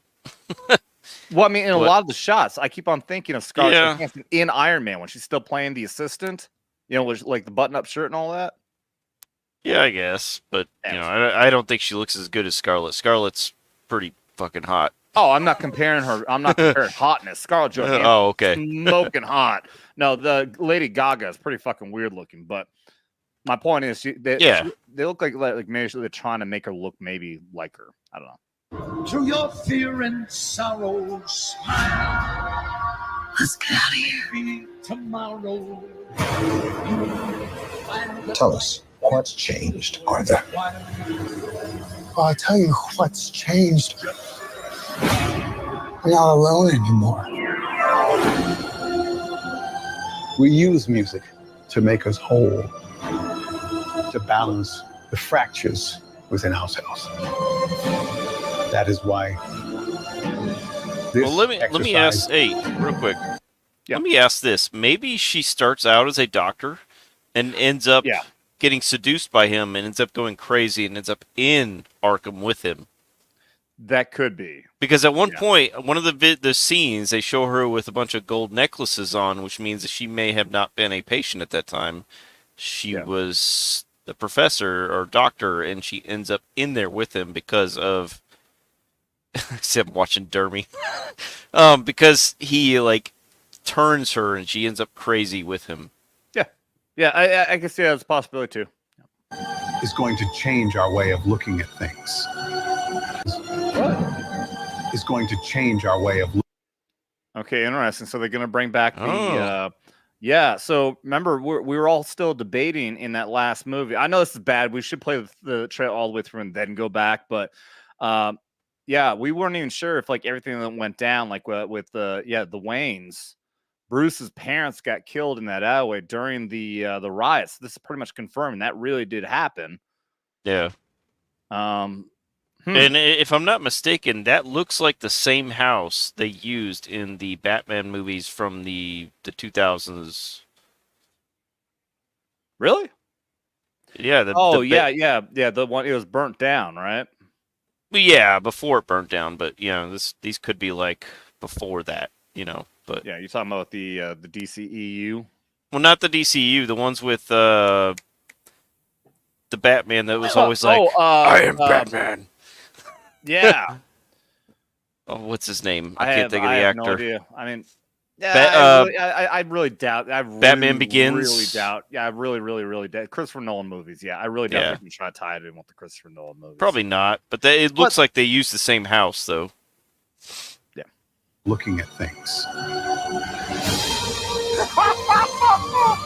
That's it, Christian Bale. A long time ago, we both thought our lives were a tragedy. But ever since then, we've realized it's a comedy.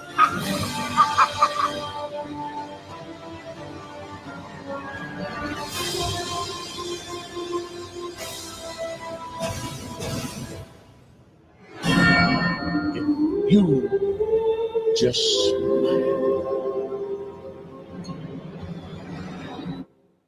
So yeah, a lot of what happened in the first movie was in Joker's head. I've heard this, like people said that maybe this movie, a lot of it is in her head. Her head. Yeah. And I do love the theory that you're bringing up that it is a musical, but maybe that really means that it's just musicals that are in her head. It's not really happening. Yeah, she's seeing it, but no one else is. I mean, we say maybe. That's got to be most likely. And okay, this is what I want to say. When you got all these people who want to bash musicals, anybody here hate the South Park movie? Bigger, Longer, and Uncut? Because that was a musical. Whether you want to admit it or not, that movie was a fucking musical. And we loved every single fucking one of those songs. Don't tell me that motherfuckers out there can't possibly think of Canada and not hear blame Canada, blame Canada. I mean, come on. There are decent musicals out there. What's that one? The fucking the barber shop one. Something. Damn it! I just had it. I know who you're talking about. Yeah, the I know which one you're talking about. Murderer. As a guy from Sweeney Pirates. Todd. Sweeney Todd. What's his name from Pirates of the Caribbean's in it? Sweeney Todd's fucking good. There are plenty of good musicals out there. Now, we automatically assume when we hear the word musical, we think of pansy ass fucking gay musicals, stuff that Dermy would like. Dermy has Dermy's not even paying attention. Yeah, he's not paying attention. Yeah, Lego movie too. Yeah, absolutely. Tom.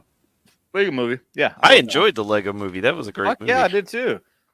Everything is awesome, but everything is racist according to me. Everything is racist. Everything is racist according to me. Love it. Absolutely fucking love it. Yes, Sweeney Todd. You got it, Cal. Thank you. What was the musical with what's his name who played Wolverine? He was in it. Oh, the Showman. The Greatest Showman. I actually Showman. Enjoyed that one. I didn't. I got forced to watch out with an ex. I watched it with my family. I actually enjoyed it. I mean, it wasn't the best story, but I enjoyed it. So, Hendon, what are you doing? Dude. I know, dude. It's one of those things like so many people say you have to see it, dude. It really is a great fucking movie. It is so good. It is. It does not need a sequel. This is another point I'm going to make. It does not need a sequel. That being said, though, this could be good. Go ahead. Hugh Jackman. Yeah, Horny Alf is going full Gary. Yes, I am. Yeah. I've had a few drinks, so I can't remember as well. But I guess I am going to overuse this. Go for it. But yep. I like that sound effect. The Greatest Showman was a great movie / musical. Says Cal.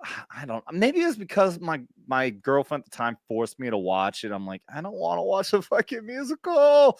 I just didn't like it. I enjoyed it. I liked most of the actors in it. It was a decent movie, I think. The songs were memorable.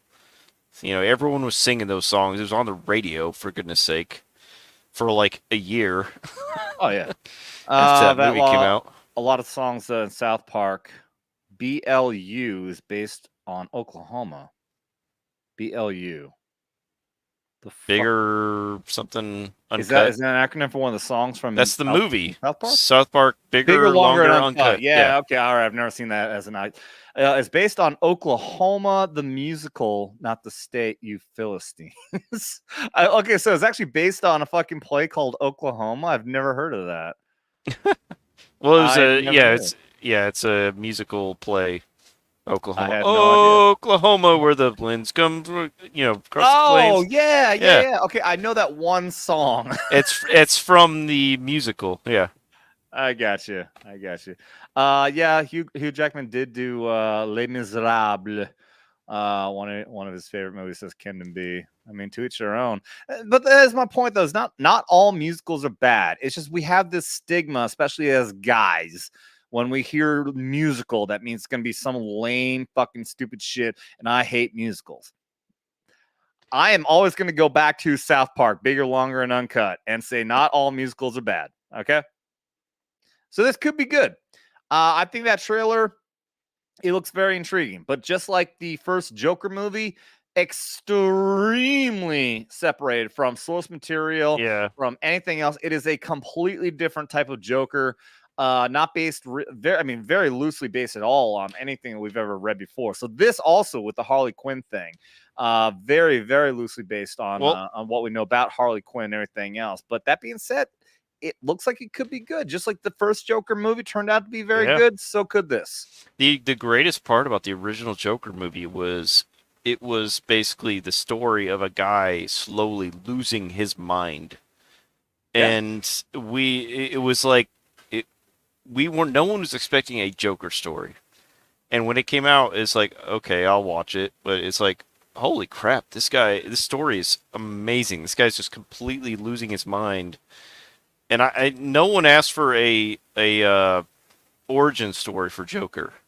We didn't need one, but I think it ended up being a great thing. Yeah.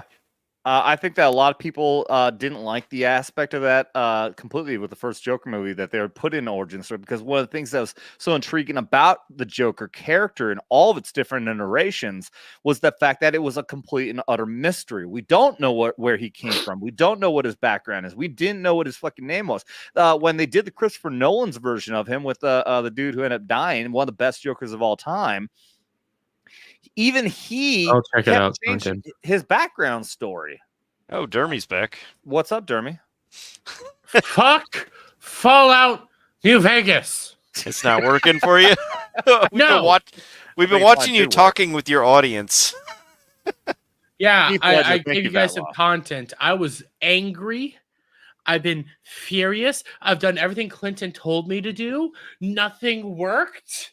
I can get... fuck off. Fuck you. I can get the intro going. I can get the first part of that after you get shot in the head, and then it crashes every single time. This fuck. Have you tried Fallout 3? I don't have Fallout 3 right now, so I have to buy it and download it. One step at a time, dude. It's not expensive. Just get it's it. $20 right now on Steam. But the thing is, in order to download it, I need to be not streaming. I know Fallout 4. They like dropped the price down to like $4 the other day. Like I think I'm glad I can entertain you that low. But because I don't have a top-notch PC, I tend to play stuff on my console. You jacking off yet? You jacking off yet? I have a capture card, so I can play stuff on my console if I can play it. You're the only one. Dermy, what do you think about the Joker 2 trailer? What's your opinion on it? Still haven't seen it, and I'm not gonna see it yet. I just played and you weren't even watching. Oh, well. I was dealing with my own shit, but here's the thing about Joker 2. My problem with it is how they're doing the lore. Because they're making Harley Quinn a patient instead of an actual doctor. No, we talked about this. So a couple of the scenes. How you guys muted? Okay, a couple of the scenes. It looks like she's got like gold necklaces on, like almost like she is not a patient. I think in the movie she starts out as a doctor and ends up getting seduced by Joker and becoming crazy because of it, and ends up in the hospital. But she needs to be a doctor in order to do that, because that was what Harley Quinn's right. background. And I think that's how she starts out. She starts out as a doctor, and he corrupts her and seduces her, and she ends up crazy, just like him. But until I see that go down, shut up, Kel, you stupid bitch. Yeah, you stupid. Me. Fuck off. Damn it, you stupid. Now there's plenty of shots where like she's. I need to see that. Like I don't. Yeah, check it out. Problem. Well, I mean, she has. If she's in an insane asylum, they're not going to let her keep gold necklaces on. No. So well. Let me get my overall thoughts. There's plenty of other shots we can point out. Like I was saying, I was saying that she looks like she looks a lot like Scarlett Johansson when she's still playing Tony Stark's assistant in the first in Iron Man 2, and so she's looking very professional in a lot of shots. Obviously, that does look like she is playing a doctor at that point before she ends up in the asylum. Because obviously, if she's in the asylum, she's not going to be dressed up like that after the fact. Yeah, so because later on, she looks like her hair looks like a mess, like a matted mess, like she's been in there a while. But there's some shots where her hair looks styled. Like she's all you not. Know that those are that's her past, even before she was a doctor or something, and she didn't get corrupted. True. By Joker. We don't know what's going on there. My ultimate thoughts on Joker 2 is similar to the Joker movie itself. We don't need it. I liked the Joker 1. I thought Joker 1 was fantastic, and especially how they did it, they made it seem like this backstory couldn't actually be accurate. The hell, you didn't even know if this guy was actually the Joker or not. Joker 2, though, makes a lot of what happened in the first one more like, yeah, it actually did happen, which then takes away from the joy of the first movie. And it's just things like that I have issues with. I'm willing to check it out and give it a try. But this shot right here is especially what I'm talking about, where she's got this button-up shirt. She's looking like I said, she looks like Scarlett Johansson. She looks like she's got gloves on. Yeah, that's the weird thing. She's carrying this bag. She's coming out of this fenced-in area. So this very well could be she's coming from a crime scene as a possibility. And Seal Hunter, it is the full trailer.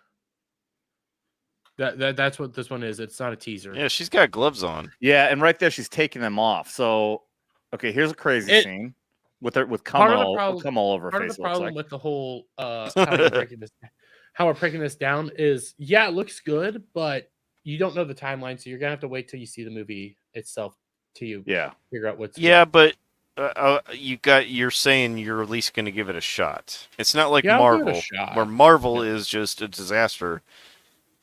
I gotta be honest.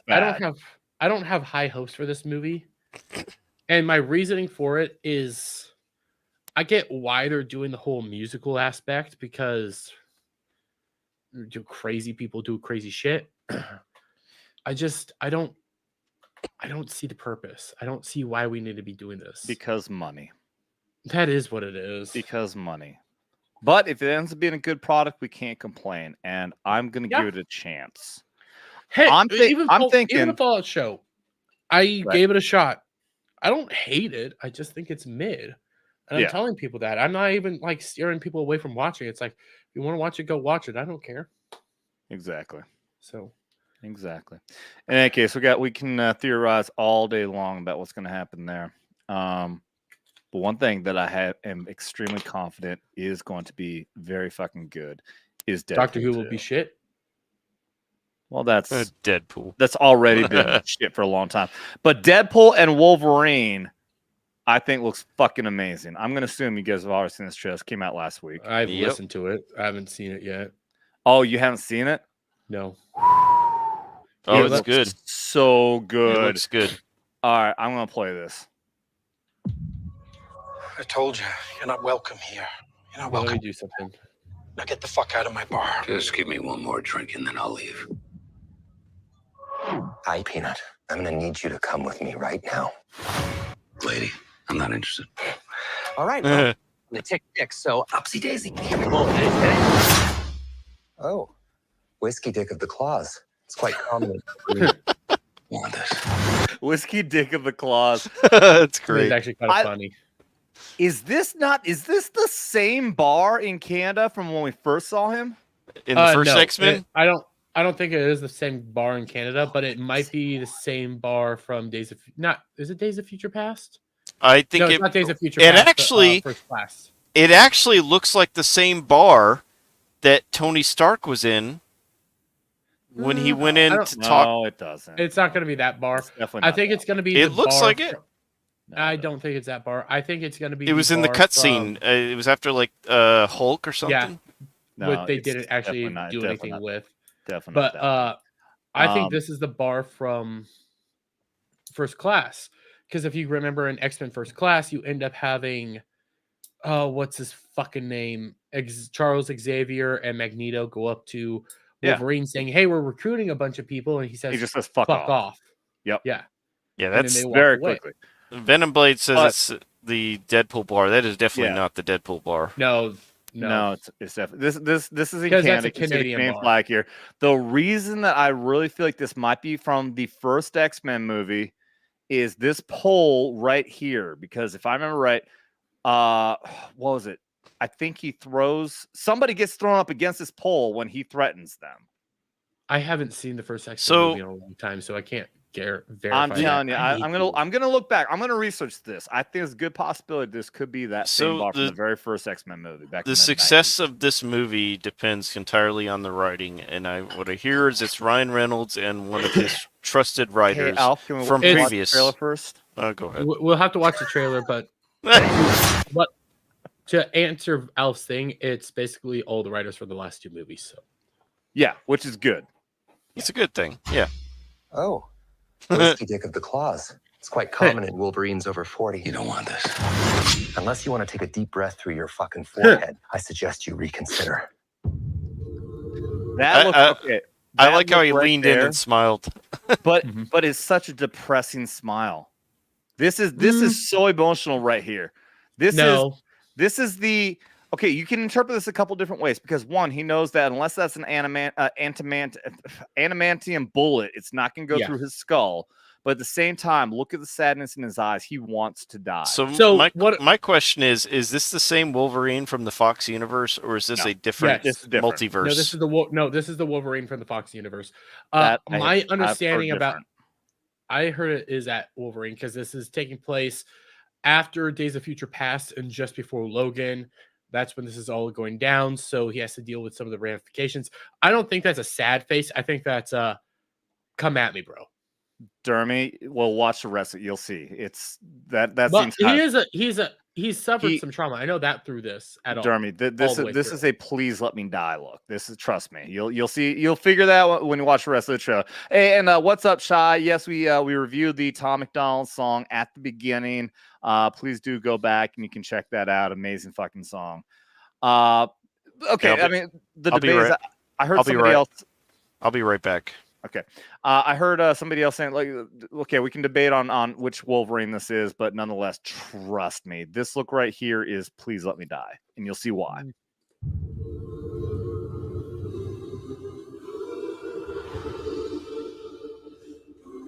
I'm about to lose everything that I've ever cared about. Not my fucking problem. Is that what you said when your world went to shit? See, right there's another one. Come again. This Wolverine let down his entire world.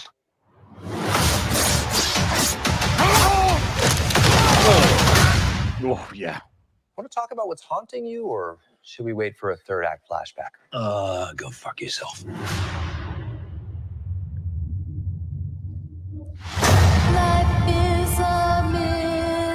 I got a point. I'm so happy he's got the guns out, me and his arms. I was so mad when I saw that first suit in the fucking leaks that he had sleeves. No, Wolverine don't got no fucking sleeves. And right here, depends on the original movie. The original movie when he had sleeves. No. There is some iterations that he has. But you'll see in here at some point his sleeves get torn off. So obviously they did that on purpose. Like Wolverine, it's like they intentionally made us like get mad that he's got sleeves on. But at some point, obviously in the movie they get torn off. You'll be able to see closer up that there's tears in there. I don't know anything about saving worlds, but you do. Trust me, kid. I'm no hero.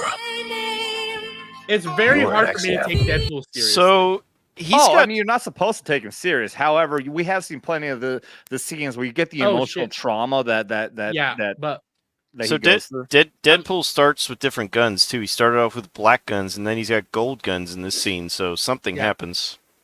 But what if you actually watch him walk right here? He's mimicking everything that Wolverine's doing, except for the feet. Like they're marching in step. Yeah. I didn't even pick up on that. I love it. I don't know anything about saving worlds. You do. Trust me, kid. I'm no hero. You were an X-Man. You were the X-Man. Damn right, you were the X-Man. Fuck yeah. I am soaking wet right now. Fuck yeah. Yes.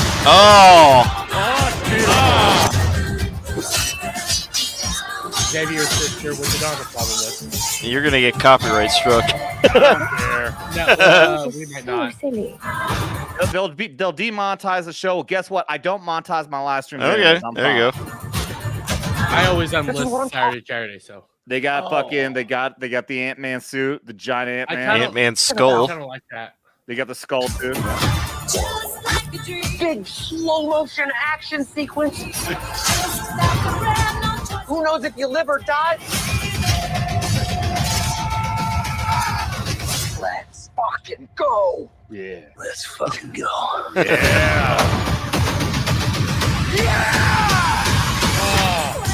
And that looks like a Doctor Strange portal. Absolutely is. Cocaine. Hey. That's the best part. One thing that Feige said is off limits. What about Bolivian marching powder? They know all the slang terms. They have a list. Even snowboarding? Even disco dust. White girl interrupted? Even forest bump. Do you want to build a snowman? Yes.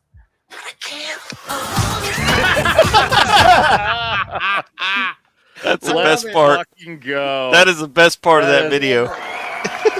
It is okay. The amount of F-bombs, I think somebody counts like there's like 6 F-bombs, and that is clear their way of saying and letting everybody know this is not a Disney Marvel product. Yes, exactly. This is still fucking Deadpool. Now, here's Ryan a Reynolds question. had to have wrote that into his contract. Like, you Here's- want this?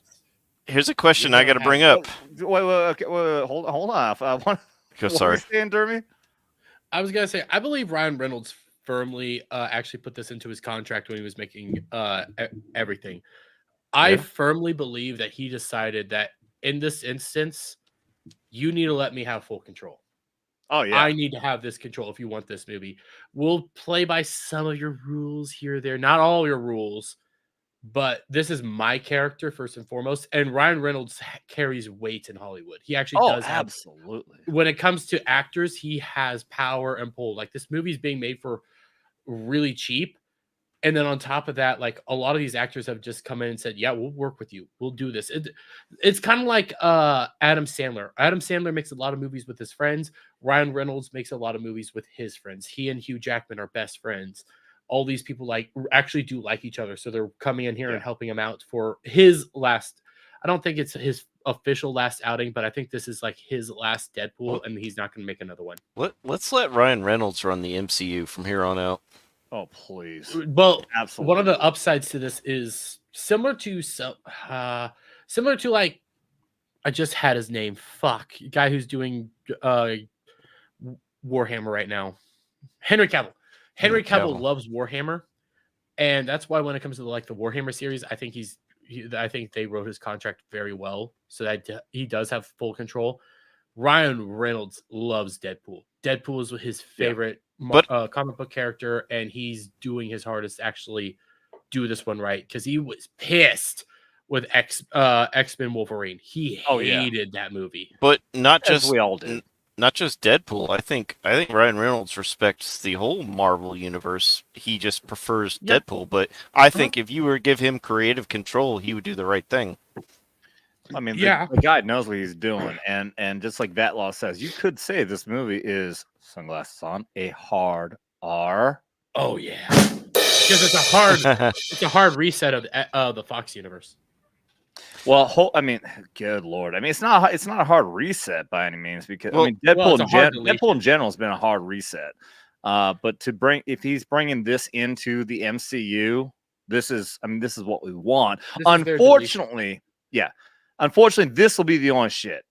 Yeah, I mean, we're not going to see this in any other Marvel products. If they do an Avengers movie and Deadpool is in it, what are the fucking chances at all that we're going to see the Deadpool that we love in an Avengers movie? On that note, do you think with this movie, even if it's successful, do you think it's going to change anyone's perspective on future Marvel movies? The Marvel universe is fucked, and I don't think it's going to change anyone's minds. Yeah, this is going to be a one-off, and the studio's going to learn the wrong lessons from it. Yeah, Guardians of the Galaxy Volume 3 was pretty much loved by a lot of people. I love The Marvels was next. How did that do? Yep, terrible. Yeah, Spider-Man No Way Home was loved by pretty much everybody. You could argue what reasons, story-wise, but whatever. I actually still really like that movie, even though I'm not a huge Tom Holland fan. How did the movies do after that? Terrible. Nothing saving the MCU at this point. The first movie after the Spider-Man movie did well the first week, and then when they saw how shitty it was, it plummeted after that. Yeah. The Spider-Man movie drummed up some more interest in it, and as soon as people saw the next movie the first week, wasn't the word next of mouth movie Doctor Strange? Yes, and word of mouth got out, and people stopped watching it after the first week.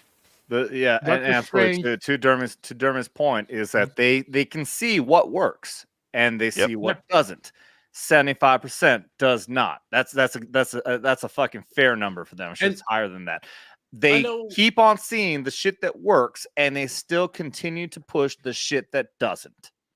So one of the things And Jeremy of Geeks and Gamers is pointing this out, and I somewhat I see what he's asking. He says that if they know what works, why do they keep pushing what doesn't work? Why do they keep saying this stuff? And he was talking in regards to like Velma season 2, which I have not watched because I have a new rule. I'm not going to review batch drops because that's fucking impossible. I'm shocked. I meant to ask you last night how you've been abusing yourself with that series, and you haven't even done it. I made a rule that I'm You not doing built batch your drops. channel based on Velma. Your success, at least. I was gonna do Fallout. I was gonna do Velma. I had review season right now. Guess what they did? They batch dropped, and I don't review batch drops. Dude, it's nearly impossible. I remember when you started doing the Velma reviews. It was hilarious. I miss them so much, but I might review. I might watch it all and give a general thoughts, kind of like what I did in a Fallout video. But I'll see. But ultimately, Jeremy brought up the whole fact of why do they keep doing this? Why do they keep pushing what doesn't work when they know what does work? Because they want what doesn't work to work. They want Captain Marvel to be the head of everything. They want their ideology to work, but they can't get it to work because they get in their own way. They're not gonna, X-Men 97, for all I'm hearing, pretty damn good. Really? Happy people like it. Yeah. Yeah, Gary's been saying he likes it.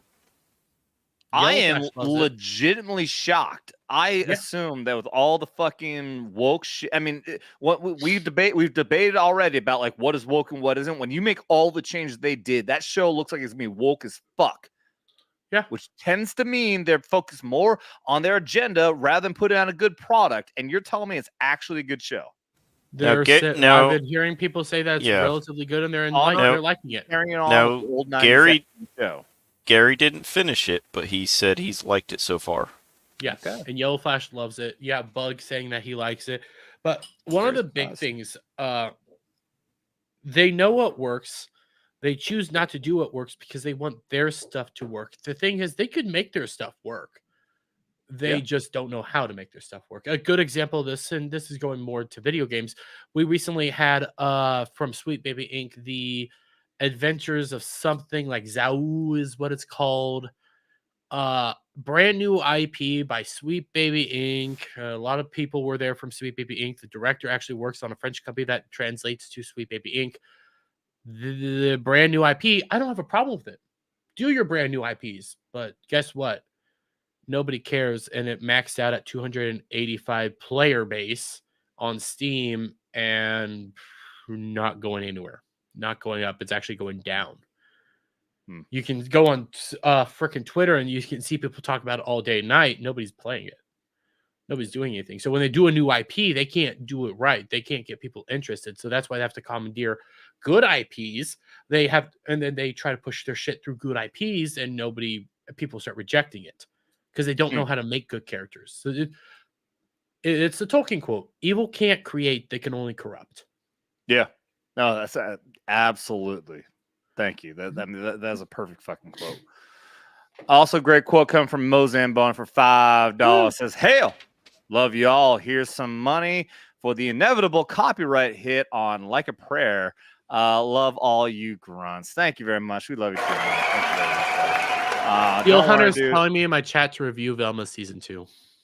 You got to, man. You built your fucking success on that show. You can't abandon it now. You need to wake up at 3 o'clock in the morning and watch every episode as they come out. It's a batch drop, so I can just watch it all tomorrow. No. Yeah. Oh, but what I will be reviewing. Hold on. I gotta give proper. Thank you for the 5, Mo. Guess what comes out tomorrow? What's coming out tomorrow? MILF Manor. Oh no! Yeah. Watch one episode. You gonna review that? Yeah. Please tell me you are. Review MILF Manor. I fucking love that show. That show's fucking awesome. Oh, I can't stand that. I think Az is probably gonna review it too. It's beautiful. You're introducing a DILF this season. I want to know how this plays out. Yeah, they're bringing dads. I want to know how this plays out because it's one DILF surrounded by MILFs. Is it a bunch of guys? Is it going to be a trans DILF? All right. Going for the gay. So going back to the show, okay, so this is not in the same timeline as Logan, and Logan was also not in the same timeline as the original X-Men movies. That was actually a separate universe in itself. I'm telling you, I don't remember what it was, but I heard somebody saying confirmation. This is not the same Fox Universe X-Men Wolverine. This is somebody else, which explains why he's got the suit. Yeah, he's got the yellow suit instead of the black suit. So it's a different universe. It's a different Wolverine. It's a different universe. It could be the Wolverine from Oh no! You know what? Okay, what I heard was actually this is the Logan. This is the Logan one. Prior to Logan. Because okay. So what happened Wolverine in that movie after Days of Future Past and before Logan? Yeah, it's before. Right. It's after he lost all the X-Men, but before Logan. That is the setup, right? Because everyone's dead except for obviously Xavier and a couple other people. But how exactly it is that Logan is taking the blame? Because you can see like he's going to go through this emotional drama at the start, because it's actually Professor X with his his situation is what ended up causing the accidental killing of all the X-Men. So, from my understanding, because it's been a while since I watched Logan. I really love Logan.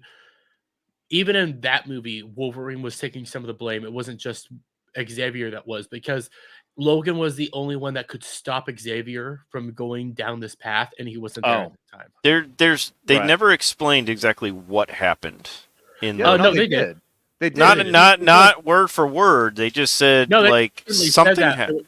Professor X has that stroke, mental, and it killed everybody, like dementia or whatever. He goes through those episodes, which is an actual medical episode thing that old people go through, and and that is what you see it in the movie, and he went through one of those episodes that killed all the X-Men. They do explain pretty clearly in the movie they're out. Yeah, and in Logan, before the fake Wolverine kills Xavier, you have Xavier there crying on his back because he's old man going, I'm sorry. But it's actually one of those more impactful scenes because it's like he actually cared about these people, and what fucking happened here is honestly tragic, and you don't it's not woke at all. He's sad because he lost control of his powers because he's been aging so much. He had a mental episode that killed everybody, and just before those scenes, you saw him actually go through one of those episodes. The only person that can withstand it is Wolverine, and he wasn't there at the time to save everybody. So he does blame himself for that. Yeah. But they never actually explain what triggered Professor X into old age going. But yeah, but I guess old age. But it's his medical shit. They say go back and watch Logan, dude. It's explained right. I know, but they didn't do any flashbacks or anything to explain. I didn't need a flashback. I know. You need a flashback. I didn't think they explained it enough, and I'm okay with that. I'm okay with it being kind of vague. Alf, we're telling you exactly. I watched it too. Watch the movie. I watched it too. I think they kept it somewhat vague. I think you have a Professor X situation going on, and you need to get that diagnosed before you kill everyone. I think they kept it somewhat vague, Alf, so that it didn't matter. So to Al's point, the only way I was able to learn that this was the actual plot, because part of the problem with that movie is the dialogue is very low. It's hard to hear at some points. Yeah. And it's difficult to understand what they're actually saying, especially because it's the beginning of what's his name talking like this all the time. Patrick Stewart. Yeah, Patrick Stewart. It was like a YouTube video that was like, in the movie they say like this is what happened. Like it's tragic. It's horrific. And to be honest, when I start watching movies and shows now, I actually watch it with subtitles on because you get more of the story. Exactly. Really they didn't make it obvious. There's moments where the dialogue might fuck up and it's hard to hear what's actually being said. Yeah, I get and that. With subtitles, that actually makes it a whole lot more clear what's actually going on. Reading subtitles is so distracting for the movie, though. I know people do that. It's so distracting. When I have subtitles on, I find myself reading the subtitles more than watching the movie. Even if you don't need to. Yeah. No. I'm going to say this. Chat, both my chat and Vet's talking chat. These guys are motherfuckers that don't watch anime, okay? They're over here like, it's so distracting to watch this shit. You have to be paying attention to. Hey, even I was watching. I read subtitles all the goddamn time. I was watching Craig's reaction to the Lord of the Rings, and he even said the same thing. He's like, I find myself watching the subtitles more than watching the movie. Yeah, but to Dermy's point is that I prefer subtitles. To Dermy's point is he's watching Japanese anime that's talking in Japanese, and you have to read the subtitles. So I he's get it. used to it. No, like I got so used to it that I actually prefer to watch everything that way now. And it's also because when you're watching anime, sometimes the subtitles show you what the actual one-for-one more accurate translation is versus the dubs. So I do like to do that, but you when I'm watching a show and I can read those things, I can read them super fucking fast. I'm too retarded to do it anywhere else. I'm thinking that Turhan Kizilema, I think he's started back at the beginning of the stream, is watching our reaction to Tom McDonald video right now. Yeah. I appreciate it. He says that family scene was a dig on Upchurch, who has been fighting with his whole family, and he takes care of his whole family with love. Talking about Tom McDonald. I love that, Turhan, and I hope that I hope you get to the point where we actually see your comments, whereas you are probably watching the stream from its beginning right now. So I couldn't get Fallout 70, Fallout whatever to work, so I'm playing Nier Automata, which I'm not happy about. Hey, if you guys want to play Fallout 76, I'll play it with y'all. Fuck no. I gotta play Fallout. It's not bad, actually. Before I do that, I gotta play. They put a lot of improvements in it, but okay. Who was I want to get it. Bad Take Bojan was popping. What's up, Tina? Saying a lot of scenes are taking place in the void from the Loki series. I mean, in the trailer you do see that. And since Loki and all that fucking those TV series on Disney Plus are fucking terrible. Well, so a lot of the point that they're trying to make up is the TVA, because there's no way you break it down there. You're gonna have the TVA to deal with. Can you hear that? I hear you. No, do you hear the rumbling right now? You talking to ghosts? Oh yeah, no, yeah, I can hear that. I just had a massive lightning strike. Well, I've been dealing with bad weather all day. So, if anything bad happens, that's what it is.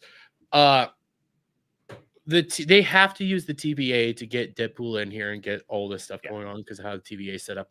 It's freaking retarded because it makes no point with what the TVA is. I don't know what time it is. I still don't know what the TVA's purpose is anymore. I have no idea what's going on anymore with the TVA. At one point, I'm okay. At one point, they weren't supposed to be killing off all the universes. Now you got Loki holding all these green threads together and all this shit. It doesn't make sense. So dumb. Fuck the TVA. Just let.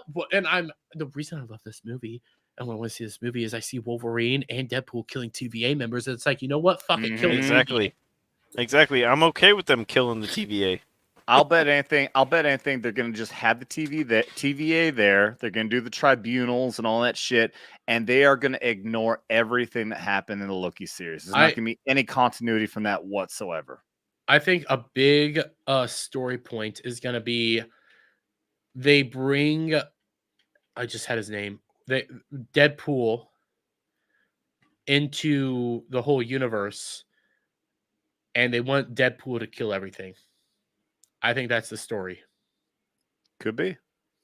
There's a lot of rumors that Chris Evans is coming back as Captain America for this, and Scarlett Johansson is. But I don't take any. Whenever I hear credence rumors, in that, I fucking roll my eyes and go, "Nah, I don't buy any of this shit." I'm looking for the Henry Cavill shit. Yeah, I know he's in it as a variant of Wolverine. That's gotta be funny. Tina says, Dermy, have me on your show. I'll explain the TVA. Hey, bring him on here. You can explain the TVA, and you want to know what I'm going to say about the TVA? I'm going to call it retarded. Because it's retarded. Yeah, Tina's been on here before. Tina, by the way, I love you. You can come. I'll try to get you on Ballbuster sometime. I still think the TVA is fucking retarded. She's a fuck. Wasn't Tina the guest when we did the boobs? We need to bring her back on. That brought all the fucking controversy. Was it Tina? Yeah. That's Tina. Yeah, it was Tina. It was either Tina or it was Sheila. No, it was Tina because I remember Tina. Correct me if I'm wrong, but I think I even texted her. I'm like, "Do you think this was out of or this was disrespectful?" I remember that going down. Hey, guess what? Real Wade Nation Gaming. I got his name right. How many tries? Huh? What? How many tries did it take you to get his name right? I've never got his name right until now. Yeah. I have fucked that up every it's single time crazy. until now. You also got his name wrong again.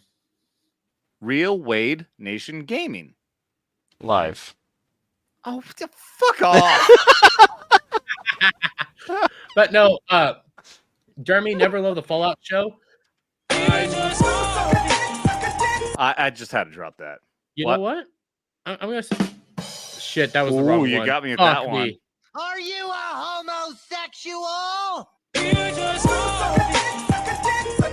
Hey, Dermy liked certain aspects of the show. I did like certain aspects of it. I liked Walter Goggin. I liked the Ghoul. I liked the Ghoul. The Ghoul was, I thought that was really good. That, I think that 100% of that has to do with the actor. I think part of it's the actor, but at the same time, I liked how they did what they did with the Ghoul storyline. Because a good episode, I think it's episode 4, when they're using the Ghoul to actually go back in time, and they have the whole story of. I was fascinated with the Ghoul. Well, one of the good storylines is actually, they go back and they have Walter Goggins' character. He's acting. He's the sheriff who's about to kill a guy, and he goes like, "The big point about this movie is what makes a good man push to the edge to be willing to do a good thing." This thing. What's the point? What will actually make a guy go down this path? And one of the things about that is it's also on the other side. You have Lucy and Cooper at that point when he's a ghoul going like, "I'm gonna make you just like me. You're gonna become just like me. You're gonna do everything just like me." And Lucy gets pushed to that edge and does some things that she regrets. She's not happy with, and the next episode shows her she's more hardened now because she got pushed to that edge. But that's a good, like, showing you what's actually going on there. That's actually really good storytelling there. There's tons of bad story plots, too, and tons of awful issues. With that everything surrounding Maximus and the Brotherhood is awful. Oh, it's the worst. Yeah. And Lofty Fairy for $1.99 on my side says the TBA is amazing. Oh, fuck. Fuck you. Fuck you. Fuck you. That's what he said. Because I'm using that as my get around. Fuck you all. I ain't saying it again. Go fuck a dick. Yeah, exactly. You are never getting me to say again. Oh, man. Everything around Moldover is fucking garbage. Yeah, she's a commie bitch. Who's Moldover? She was the lady at the end that was the one that she's the main villain. Was holding the meeting. Yeah. So, I was gonna say the everything surrounding the Ghoul, especially the flashbacks to his past, were fascinating. Absolutely. Showing the world before the apocalypse was awesome, and then showing how it developed to where he became what he was amazing. But and they just showed that, and a lot of people are like, well, they made Moldover out to be the good guy, and I'm like, no, she's just as bad as everyone else. She's made to be the good guy. But she's not. She's not shown to be. She went into the vault and killed a bunch of people. She hired a bunch of raiders. She's awful. Not a good guy, but they give her a good guy death, and they treat her like a good guy. She's awful. I didn't see it that way. They treat her like a good guy. Remember, she's running this place. But I saw her as awful because she's just as bad. She's the one that tells Lucy about the past and how I know everything that her dad did, and she's like, but she was manipulative. I'm just here to give everybody free energy, and Vault-Tec is the true baddie bads and all this stuff. And here's the biggest problem with Moldover. How the fuck did she survive for 200 years? Know. You can use lore, you can do all this stuff to try to justify it. The thing is, though, the show does not tell you that this stuff exists. They didn't explain it the first season. I assume. I hate to say assume. That's a I hate to say assume, but I'm assuming they're gonna explain that the next season. Because she's probably gonna be in the second season in flashbacks. If I had to imagine. Why would they ever bring her back? She's dead. She's gone. There's probably gonna be more talk about her again? Dermy. There's probably gonna be more flashbacks in the second season. culture makes cop-out. sense to do more flashbacks. But it makes sense to do more flashbacks, but not with her. There's no point. I at least want to make this point that when it comes to that she was a like Dermy's point that she's the good character. Alf, you're saying, well, she did terrible things. Well, they live in a terrible world where you have to do terrible things to get things done. Everyone's terrible. I think that yeah, the point is that like she is like the good character, but she still lives in a terrible fucking world and she has to do terrible things. Well, so it's the same way they present Maximus. Maximus is viewed as a hero in the show. He's viewed as this. They present him as a hero. He's awful. The whole thing. He's the true villain of the entire show. Even in the Fallout games, though, most of the factions have an evil side. Well, I would say but staying on Maximus though. Yeah. Staying on Maximus though, like I literally I think I paused the show at one point and like yelled at the screen. Am I supposed to be rooting for this guy? Yeah, is he a hero? Because he everything he does is for him. He is a selfish piece He was willing to kill all of Vault 4. Okay, he was willing to do that. And I could see people, they haven't done this yet, but I could see people doing this. Well, Lucy. Oh, by the way, spoilers, everybody, if you want to watch the show. Fuck Lucy's out here, wanting to, tells him, don't do it and return the fusion reactor. And, it's a bad thing to take that. The thing is, though, in the show beforehand, he was willing to do that before Lucy stuff was going down. He was more than happy to take that fusion core right at the beginning when he sees all that, because he wants his power armor. All he cares about is power armor. He let Titus die, which Titus is a dick and a disgrace to the Brotherhood of Steel. Yeah, but you don't let a guy die just because you think he's a dick. I can agree with that. You don't let him die because you think he's a dick, but I can't blame him for letting Titus die at all, because Titus was being like, you're going to die no matter what. And it's like, fuck that. You see all this stuff play out. Maximus is the villain. He fucking ruined Thaddeus's life.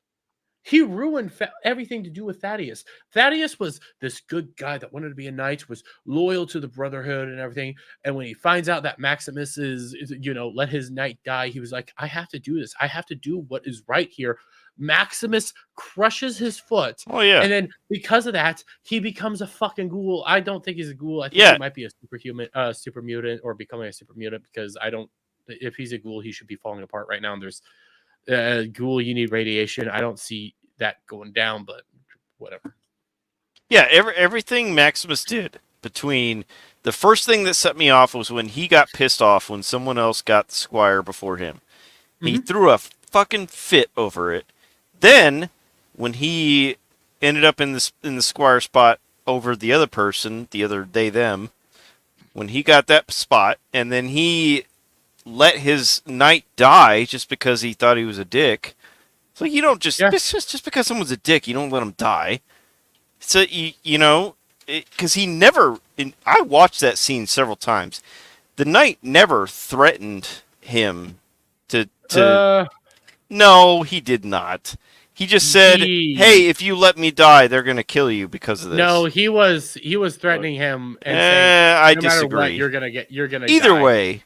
Look, no matter what, it was a racial thing. I've said this it was stupid. I've said this before multiple times now, that it was nothing more than to set up that the black man was being ordered around by this fucking higher up who ends up being nothing but a bitch fucking white boy. That's another piece. He was as white could be with his bitch fucking voice.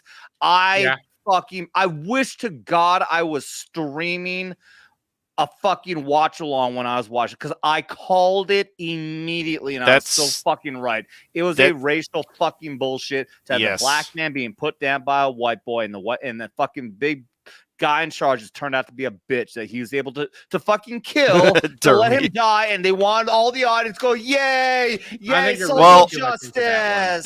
That's another piece, is they made out the Brotherhood recruiting methods to be shit. Because you have a knight who's a piece of shit, who won't even, has no courage. He runs from a bear. Yeah. In the games, the knights were like the elite. They were the top of the top. Again, that's what I'm saying. I was predicting he was going to turn out to be a bitch white boy, and they made him that way because they need to make him look like a bitch white boy compared to the black man who was a victim of the suppression from this fucking white man who's nothing but a bitch. It was social justice bullshit on display. You disagree, Dermy? I disagree. I don't think it was social justice bullshit. I think that I think this is something that we as a community fellowship, whatever you want to say, anti-woke people, whatever the fuck you want to call it, okay? I think we do fall into this trap from time to time in which we see something like that where in some shows, yes, that's the kind of messaging they want to do, but unless they explicitly say it, I feel like you're jumping to conclusions for them to do that. I think this is just a moment in which you have a knight who, yes, he has a squire that he's treating like crap. It's, you know, hazing, whatever, getting him to do stuff that he wants him to do. He's a shit knight, so he doesn't want to take responsibility for himself. He specifically says, hey, I want to go on the ground because I'm bored to go shoot something. And Titus Maximus is like, yeah, we shouldn't do that. You know, we're far from our LG, that was whatever. the dumbest thing I've ever heard. That was the dumbest moment ever. It wasn't. This is some like lore thing on how the Brotherhood should be honored. I don't see it so racially motivated as how you guys see it. I think that might be part of the trap. Like Jeremy, for example. He goes around saying he didn't like the show because they're focusing too hard on diversity. That's the problem.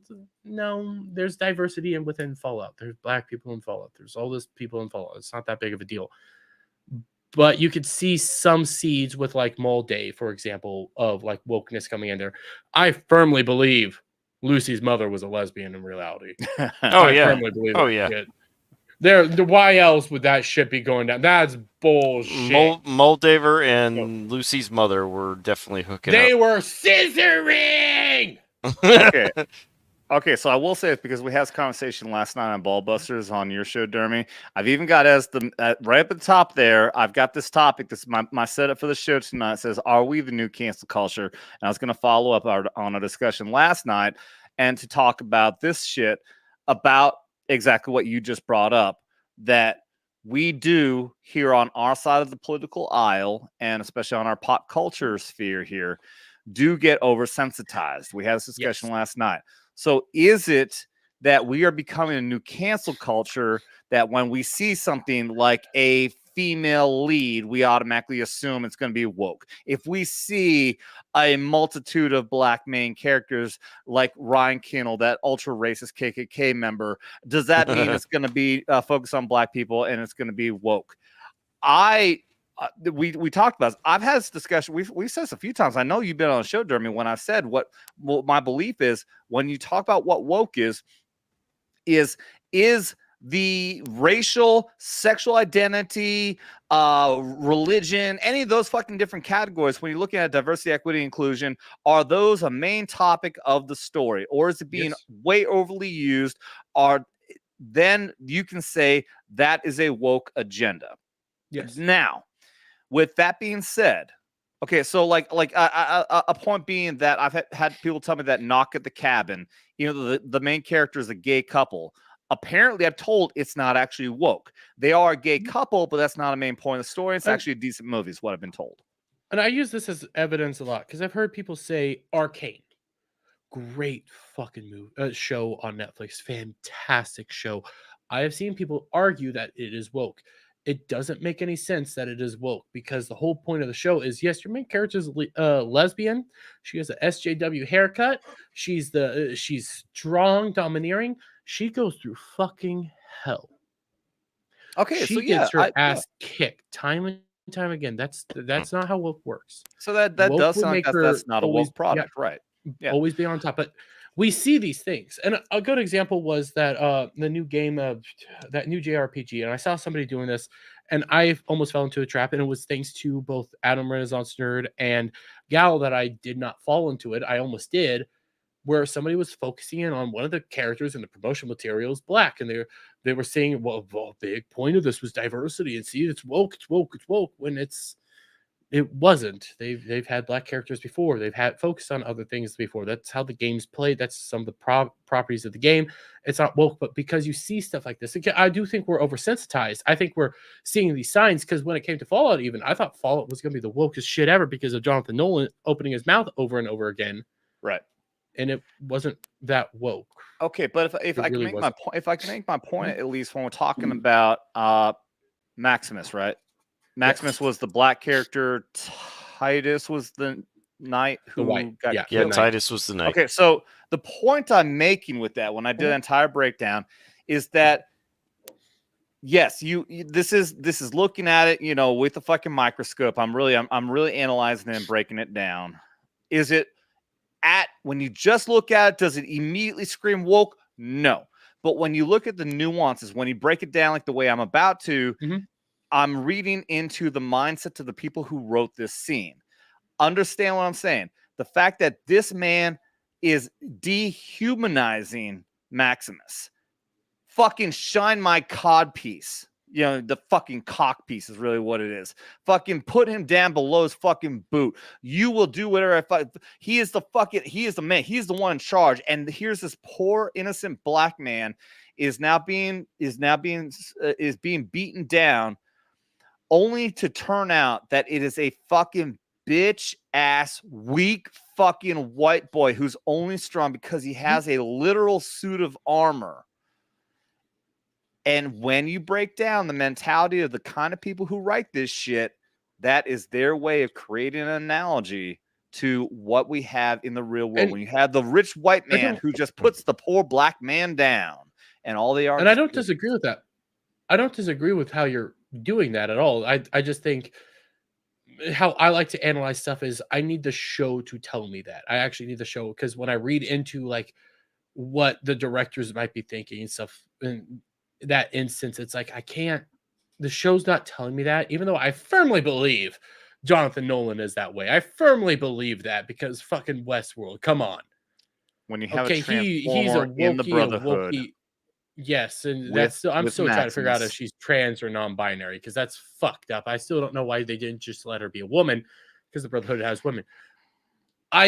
You see the signs. Like, the show's not woke, but you can see the seeds all throughout it. It's all over the place. It's not overtly woke. In order, that's the key detail there. In order for me to come out and say something is woke, it needs to be more overt than what it is. I can say there's the seeds there. I can say like you said, when it comes to Maximus and Titus, I disagree with you. I can see where you're coming from, though. I can firmly understand where you're coming from with that one. I need the show to do more work there. To be honest, I need Maximus to say, "Are you doing that because I'm black?" I would honestly need that to be the reason. Nah, but I'm sure that I'm not thinking of any on the top of my head, but I'm sure. I mean, if we had like even in the chat, if you can think, there's plenty of instances. In Hollywood history where they've done this woke bullshit. Where they don't need to just say it overtly, just like we already know. Like, okay, a good example is like Miss Marvel, not Miss Marvel, but Captain Marvel. Captain Marvel. When you've got the scenes, like you've got the biker dudes saying, "Hey, smile, sweetie." Well, that's not automatically going to come off as a woke fucking message. Some assholes just automatically do that. However, we know that when you combine everything else you see in that movie, that's supposed to be, hey, all men are fucking evil. Yeah, it's all men are fucking evil, but also it's how she responded, and then how people were you were supposed to see that as like a hero moment. It's like, nah, that's a villain moment. Yeah, the woke shit is not always overt. They love to just subdue the shit, and I think it always really what it is. It's an Easter egg to their little wokey friends, so they can say, "Hey, look at this. This is this." Just like they love to say, "This like X-Men is all trans." I'll give you an example. I'll give you an example of people going woke and then fucking up in the process. The first Purge, not the actual like first Purge movie called The Purge, but this is the movie called The First Purge. If you know the Purge franchise, it steadily got woke. The First Purge is all about in New York after the new government is established. They're going to start up the purge process, and they're doing it in a specific area filled with black and brown people, minorities up the wazoo. You have the main character coming out going like, they're doing this to keep the black and brown people down. They're all woke signs all throughout it. The thing is, though, when the purge starts, only a few people are willing to go as far as to actually kill people. So they call in, I can't believe this is a thing, They call in like Russian and foreign militia members, people that aren't actually from America. Like, what's the term when you pay for governments and militaries? Pay for mercenaries. Mercenaries. They call them like Russian mercenaries, foreign mercenaries, German mercenaries, and in this black and brown area, Staten Island, they have them all dressed up as cops, Klans members, full-fledged Yahtzee. And when I say Klan members, I don't just mean like, rednecks. I mean hoods and everything. Going around killing the black and brown people because they needed evidence to do the whole thing. And you can sit here going like, oh my God, they're trying to say that all these people are killing the black and brown people. The thing is, though, when you actually take the context of what they're saying in the movie, they're saying there are no real racists here. There are no real race hustlers here. It's only foreign agitators that the government pays to bring this shit in here. Racism isn't real. They had to pay fake people to come in here and actually do that. Yeah. That's not woke. That's retarded. You can see the woke. You can see what they were trying to do. You can see the angle that they're taking it. But when you break down what the actual movie's telling you, it's like, yeah, racism isn't real. They actually have to pay agitators to cause it. Well, and that's the same Fucking thing. Retarded. I mean, that actually exactly what happens with the Democrat Party when it comes to trying to make the claims that the Republican Party is racist. It goes back to, I think it was back in the 70s, was when I can't remember the name, but the Democratic strategists, they decided, hey, let's pay people to go to a fucking Republican rally and have them dress up as KKK members and make everyone believe that the KKK supports this guy. That was the start. And they've been doing it ever fucking since. The Patriot Front, who in the fuck on our side, does anyone on our side believe the Patriot Front is an actual? I don't know. I know. I was watching that shit. I know people. I know people in all these kind of organizations. I'm not directly affiliated, but I know people, and no one, not a fucking person, knows anyone associated with the Patriot Front. No one. It is a fucking Fed setup. It used to be very subtle. Now they are in fucking droves. Yeah, with I've never shit. even. Seal Hunter says that in my chat. Yeah. Seal Hunter says that in my chat. Juicy Smollett literally hired 2 black guys to help him make a fake ride. Yeah. When you got people like cutting like poop swastikas, people with fake fucking that was a real thing on a campus. I think that's actually at University of Missouri, not in Columbia, about an hour from where I'm at. Poop swastikas. Fucking fake nooses. You got the one single black fucking NASCAR driver claiming that he had a noose hung at his garage. It was literally a fucking pole. It was literally a rope tied to the handle that people used to pull the fucking garage door down. What are you saying, Derby? Bubba Wallace. Bubba Wallace. Yep. It's all bullshit because they can't find signs of true, actual KKK level racism, so they have to make it up. They have to make it up to make the Democrats and these people, these overly fucking sensitive fucking lefties continue to believe that we are a racist nation when we are likely the least racist nation in the entire fucking world. Yeah. Go anywhere else. I spent 3 years in Europe. Every fucking country I went to when I was in Europe, and I was in a lot. Every single one, I found multiple fucking instances of racism. They are so not inclusive. You want to see the most racism? Go to Asia. Most Asian countries hate each other. That's why they have to make it up. Each other. Over here in America, they have to make people believe that we are racist, we are sexist, we are misogynistic. And does that actually mean that there are not examples of that? No, of course. There's always going to be assholes. As long as time fucking exists and humans exist, there are going to be assholes.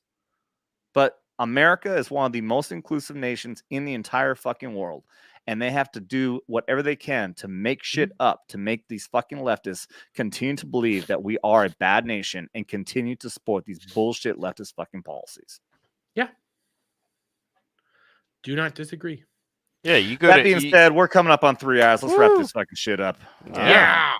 Yeah. I don't think that was a happy note, but I think that was at least an enlightening note. I hope that at least I enlighten people. Please spread this information to your friends. Support our candidate. You may not like Donald J. Trump, but he's the best that we're going to have. And God knows if we get 4 more years of Biden, our nation is fucking done. And I'm not exaggerating. I literally do believe that this country may be fucking done. I know this actually sounds like I'm ending a knife hands show here, but I mean that's just the thing that we're going with right now.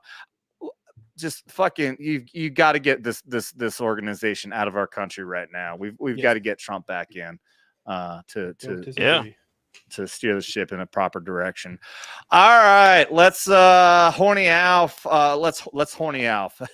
Let's Horny Alf. Let's all do it. Let's Horny Alf, everybody. Hey, I'm Horny Alf. I'm Horny Alf. You can catch me doing streams when I have the time to.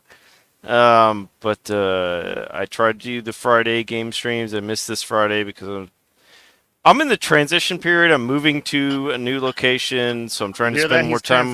Everybody. Yes. Yeah. Trying to spend more balls. Yeah, I'm trying to, and I'm mailing them to Dermy. But either way.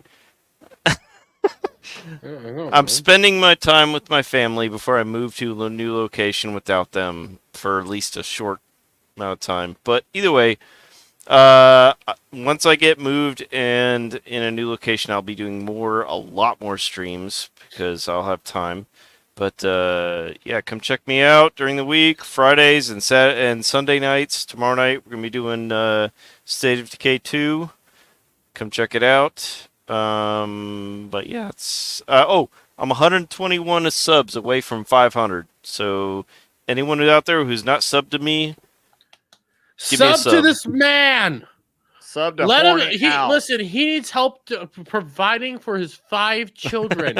Why aren't you sub to him yet? And I think I'm debating, but I might stream some Fallout 4 after this. So there you go. Go do it. There you go. Do it. So come check it out. Venom Blade, another night of unanswered questions. Love it. Well, at least you love it. I don't know what unanswered questions. I don't know what questions we left unanswered, but I'm glad you love it. That's all that matters. To be fair, when it comes to like reasonings and stuff, we have a bunch of questions we don't have answers. We bring up a lot of that. Just like we always have to ask, just how does Dermy even exist in his condition that he does? Does he? Does he exist? I exist. I'm here. Do you? Yeah. But hi everybody over on Best Talking. I'm still streaming for Saturday. Okay, I know I still have a bunch of guys waiting in Discord that I need to go chat to and talk with. But it's been great coming on here. I came on here mainly to talk about Stellar Blade, and we went from there. Yeah, I couldn't get Fallout fucking New Vegas to work, and I'm gonna have to play with that behind the scenes, try to get it to work as best as possible. Fuck Steam and fuck some of these games from time to time. It happens. I know a bunch of games that are like this. Just didn't think I'd actually find one. You check me out, Dermy Wermy. Come over to my channel. I'm streaming right now. You know, if you're a part of the Vets Talking crew, don't be afraid. Yep, he's got his ball busters every Friday. Yeah, ball busters every Friday. I need a guest for this week, but I will figure that out. And yeah, come check me out. Tuesday night Mayhem is on the back burner right now because, to be honest, my new schedule at work is kind of rough, and also I haven't been having fun. I'll be honest. And I'm on my channel. I've been having fun with how Tuesday Mayhem has been playing out. So it's on the back burner. I'm retooling it. It's going to come back just in a different way. So, all right. Vatlaw says, bullshit. Dermy came here to try and find tech support for Fallout New Vegas. Yep. Listen, that's what it ended up being. But he was Indian. Okay. I didn't have anybody going, thank you for calling Microsoft support. How can I help you? I didn't have a single guy with a sniper rifle aimed right at his forehead helping me out here, okay? Nobody told me who has like 100+ guides to how to actually fix this shit because it's still broke. Clinton House did his best, but come on now, it's still broke. Hey, Clint. Clint Hash also helped participate with the donations, which greatly appreciate, along with Blue Cord Devil and everyone else. I love every single one of you who donate to this show, and I love everyone for just simply being here, all the lurkers, everyone who's just here watching. Yeah, that too. Thank you, Horny Alf, Dermy Wermy, everyone who's been here.